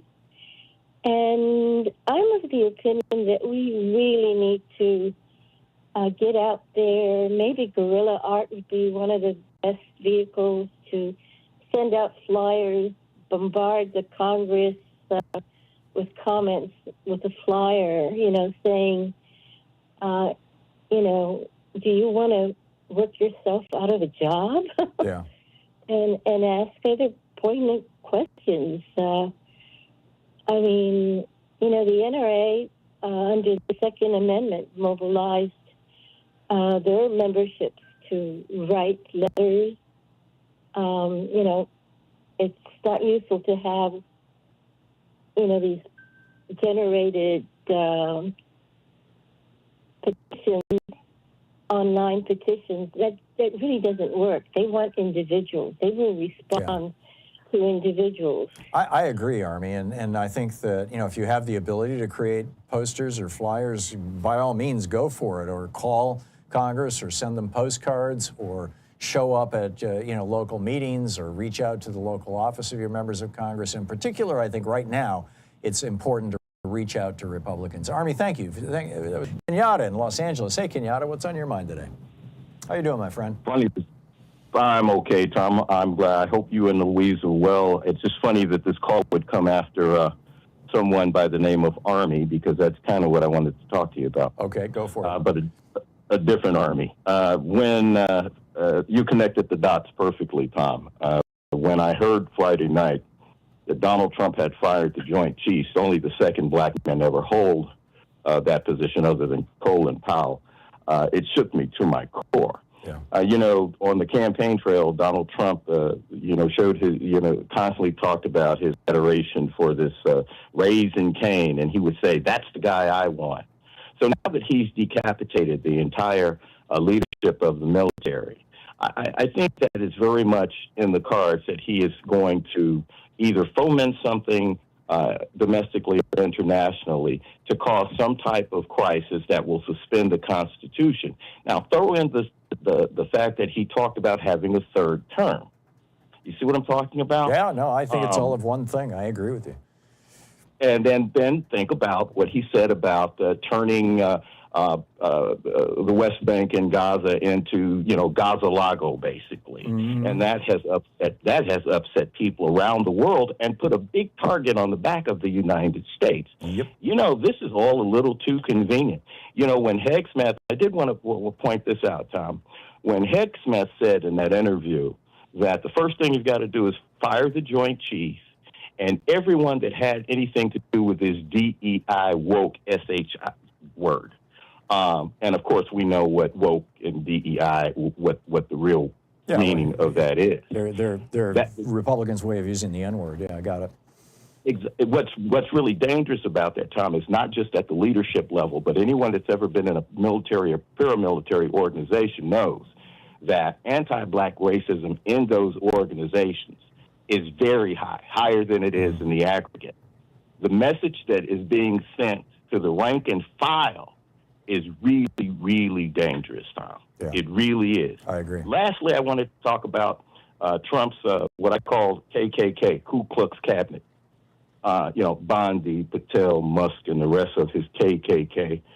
I would like to caution them with the words of Confucius.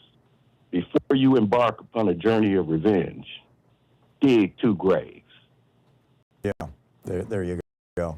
And I don't know if you've addressed this in your great Substack newsletter, Kenyatta, that people can find at substack.com by plugging your name in. But I don't think you have, because I read it whenever it arrives. But I get about 500 emails a day.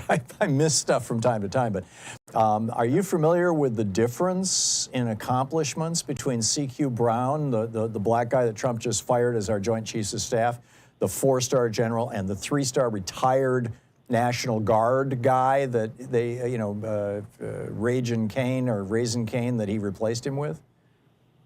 Well, I think you just pointed out the most distinct one is a 4-star general, one is a 3-star, and never in the history of the United States has a 3-star general been head of the Joint Chiefs. I have to give him a promotion, actually, to make him eligible.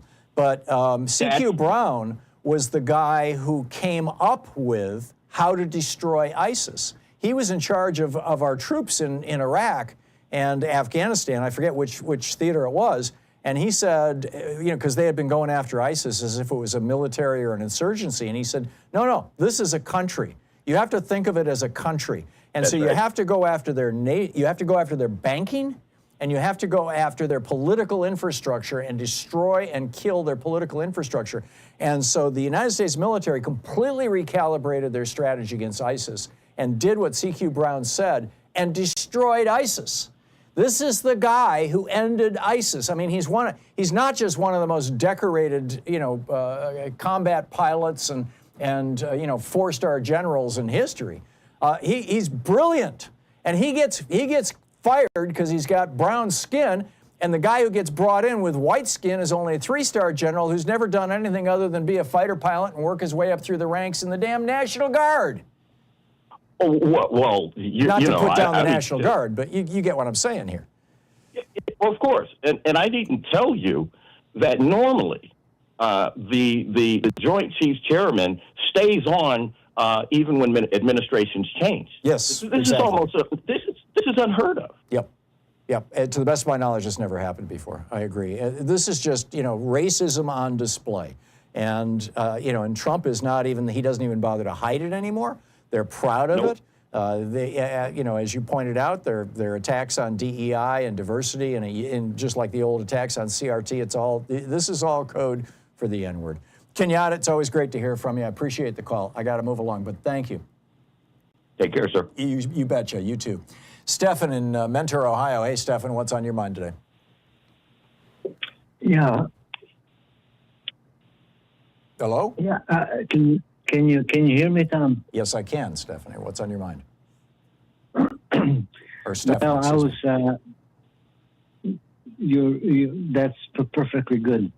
I am interested in finding out how local communities are not being made aware of where the people are starting to gather in the local communities, like downtown Cleveland or in Mentor here, or by gather, do you mean to protest? Yes. Okay. Well, if you want to find the protest, there's two websites to check out. One is indivisible.org, and the other is 5050.one, FIFTY.one. And those two websites are the principal organizing platforms or hubs for protests all across the nation. So I would check those things out. Stephen, thank you for the call. It's 45 minutes past the hour. We'll be back with more of your calls in just a moment. Stay with us. It's the Thom Hartmann Program, the place where smart people get their news. Stick around.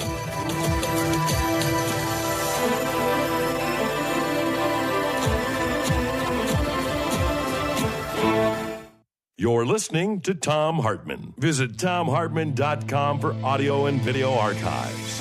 45 minutes past the hour. Thom Hartmann here with you, fair and only slightly unbalanced. Right back with your calls in just a moment.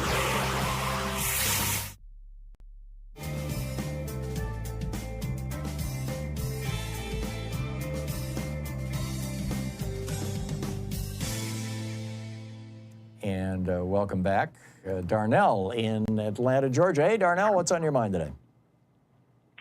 Hey, Tom, hold on. Let me get y'all speakerphone. That's okay. Just keep talking. You sound just fine, Darnell. And your staff for accepting my call. I really appreciate that.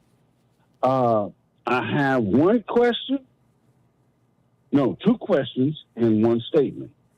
My statement about the Michael Cohen interview you had today. I I think that he will be held in high regard when history, closes its books. The second thing I wanted to say is, with all due respect to the representative, why do we pay them if every time we need them to do something, they say we're powerless? The third thing is, why didn't the CIA ring the alarm bell if they saw all of these things going on in Russia and China? I mean, isn't the CIA the international arm of the United States? Yeah, but the CIA doesn't talk to the press. I mean, there's a long tradition of the CIA keeping its mouth shut. Apparently, the CIA is quite freaked out right now because when Elon Musk sent his, tell us the 5 things you did letter out to the entire federal workforce, it included all the CIA agents. And many of them are like deep cover or hidden or whatever. And now their names are out there and their email addresses, and the CIA is just totally freaked out. In terms of members of Congress being powerless, Ro Khanna was just simply telling you the truth.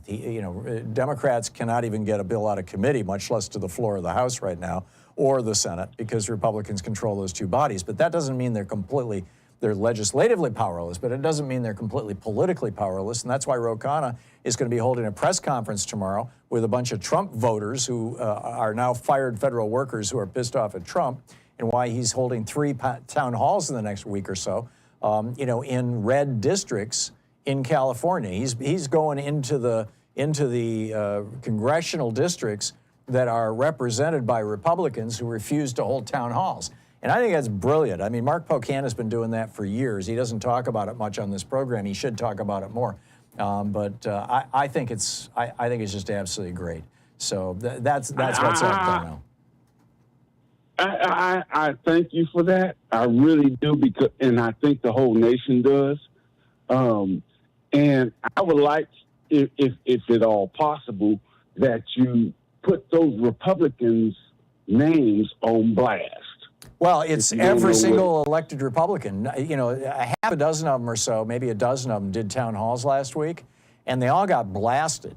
And so now they're just not doing town halls. I mean, they're canceling town halls. They're like, town hall? No, I'm sorry, I'm busy. And I think it was Jasmine Crockett yesterday on TV who was talking about how they're all taking junkets right now. Hey, great time to visit Thailand and meet with a foreign ambassador. Great time to go to Greece. Oh, let's check out the French Riviera. So the Republicans are all, to the extent that they can, they're all hopping on airplanes to go take foreign vacations at 5-star resorts on the taxpayer dime, probably on the assumption that they may not be in Congress much longer, or at least beyond 2026. Darnell, thanks for the call. It's 49 minutes past the hour. I'll be back with you in just a minute. Stay tuned. It's the Thom Hartmann Program, defending America from the weapons of mass deception. We'll be right back.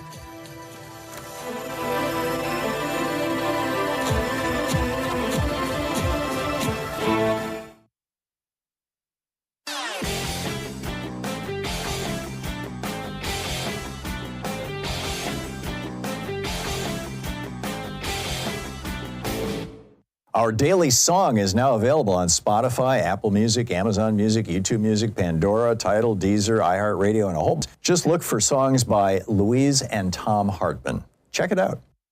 I have 8 suggestions for Democrats for messaging. Democrats seem to have a messaging problem right now. First, Democrats must frame the fight in simple moral terms. Don't be wonky like, hey, we need to expand social safety net. No, say no child in America should go to bed hungry. Second, Democrats need to stop playing defense and instead seize the populist high ground. Like when FDR said, they're unanimous in their hate for me and I welcome their hatred. Third, ruthlessly define the Republican opposition and the morbidly rich oligarchs who own them. Fourth, tell stories instead of facts. Reagan did this with the black welfare queen. He had to lie about it, but we've got lots of great stories. That's number 4. There's 4 more. And they're all over at HartmannReport.com. The title of the article is, If Obama Had Sent a Mob to Kill a Cop, Republicans Would Never Let You Forget It. And it's all about how Democrats can reinvent their messaging to start winning elections big. Check it out.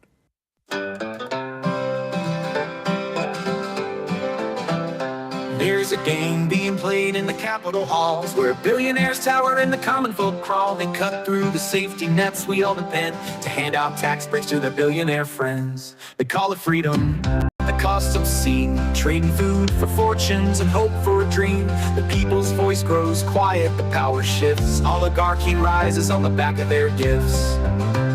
This is how oligarchy works, robbing the people while the wealthy smirk. It's the art of the deal, but the price is steep. Sell it on democracy while the billionaires reap. 52 minutes past the hour. Welcome back. Picking up your calls here. Art in Pittsfield, Massachusetts. Hey, Art, thanks for listening to WEEC. What's on your mind today?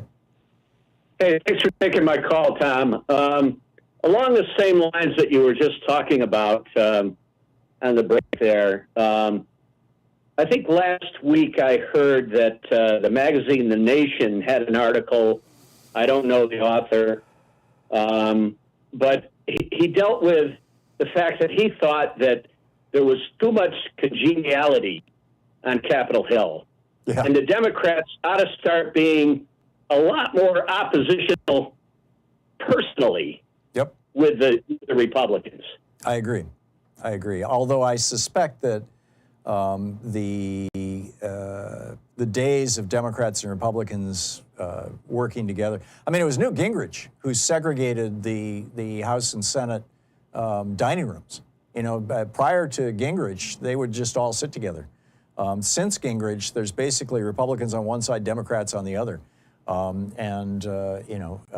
don't know if they have always been segregated in their normal seating on the floor of the House and Senate. I believe it's been that way for a long, long time. But, I'm with you. It's time for Democrats to start viewing these people as the enemy, because they are the enemy of democracy right now. They are not interested in serving this country. They are interested in serving Donald Trump and their own political futures and their own financial fortunes. Art, thank you. Well said. Dave in Federal Way, Washington. Hey, Dave, what's up? Hey, not too much, Tom. Thanks to Kenyatta real quick for giving me Gazalago and Ku Klux Cabinet. That's great. It is. And I can add to what both of you were saying. Believe it or not, Tom, I finally can add something to the group discussion. Hey, this General Kane, I thought something was weird about that, right? But I didn't want to prejudge. Look, of course, I can't believe Donald Trump relieved CQ Brown. I mean, it's the tackiest, most vulgar thing. But CQ Brown, his claim to fame is really India-Pacific, or the Indo-Pacific pivot. Even Joe Biden supported that. And frankly, Donald Trump said he did, but I should have known he was lying. General Kane is on the board of Voyager. Voyager is a space exploration company, and it also does defense stuff. Look, Tom, here's how Trump is going to do his enabling act. They need to clear out space, the weaponization of space by China and Russia. Those are unmanned platforms, okay? Elon Musk is the one that convinced Trump to get Kane. They are going to clear those out, thinking there will be no consequences. Russia is doing hybrid warfare. I don't have time to explain it, but the bottom line is Russia is more than likely going to send a drone swarm against something they think won't really, rattle our chain too much. But look, America cannot withstand that many casualties. Like what? Where? In Russia. Well, this is the problem. Okay, here's the thing. It will probably be, because Russia said they reserve the right to attack anything where it originates, where the attack originates. Now, any staging grounds for Ukraine, in other words? No. Anything that attacks their space platforms is going to originate in an urban area, okay, because you have to have a lot of computer stuff. Now, Russia is not known for their accuracy, Tom. If they think we're going to react like Ukraine, we will not. We will react in a way that will trigger their Nazi button. They will see America and Trump. You're going to see the biggest divorce in human history, all right? Yeah. I'm afraid, what I've always been afraid of from the beginning is Russia is grossly underestimating the response of the United States, and it is going to look like we are doing World War III on them. And Putin will have no choice. He will be voluntold by the Kremlin to push the freaking button. Any more than that, you're just going to have to ask me questions. That's there's a hot link off Drudge today to an article. I think it's on it's one of the UK newspapers. It might be the Telegraph or the Mirror, whatever it is, about how does it play out if Putin decides that he's going to throw nuclear missiles at the United States and the UK. And the UK does not have the anti-missile capability to stop it, which is just wild. Dave, thanks for the call. Lana, Diane, Marie, CJ, all the folks here on hold, my apologies. We'll get to you tomorrow.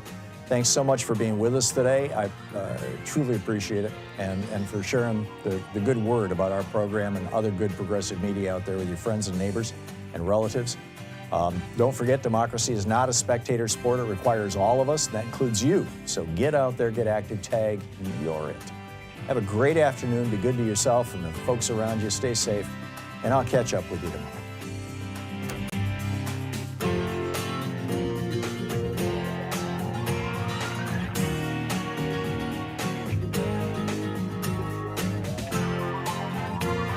You've been listening to Thom Hartmann.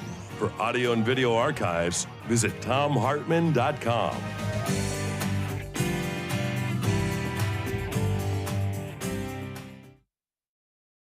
In addition to bringing you the Thom Hartmann Program here on Free Speech TV and Video Media Online, we also have a whole set of ways you can interact with us and tools you can use to spread the word about the importance of democracy and the threats to it in our republic. First, there's your daily homework. Sue Nethercutt puts together a daily email newsletter that has a link to every story I discuss on the air, so you can find my sources and you can share them with your friends. It's free, and you can sign up at thomhartmann.com. Second, I publish my daily take every day over at the hartmannreport.com website. That's also free if you want the daily 5 days a week rant in your inbox. No ads either. Third, we have the podcasts. There's the free 1-hour version of our daily show that's advertising supported. You can find that wherever you get your podcasts normally. And then there's also the podcast of the entire 3-hour show with no advertisements, and that's available by subscription over at thomhartmann.com. So check them all out at thomhartmann.com and hartmannreport.com.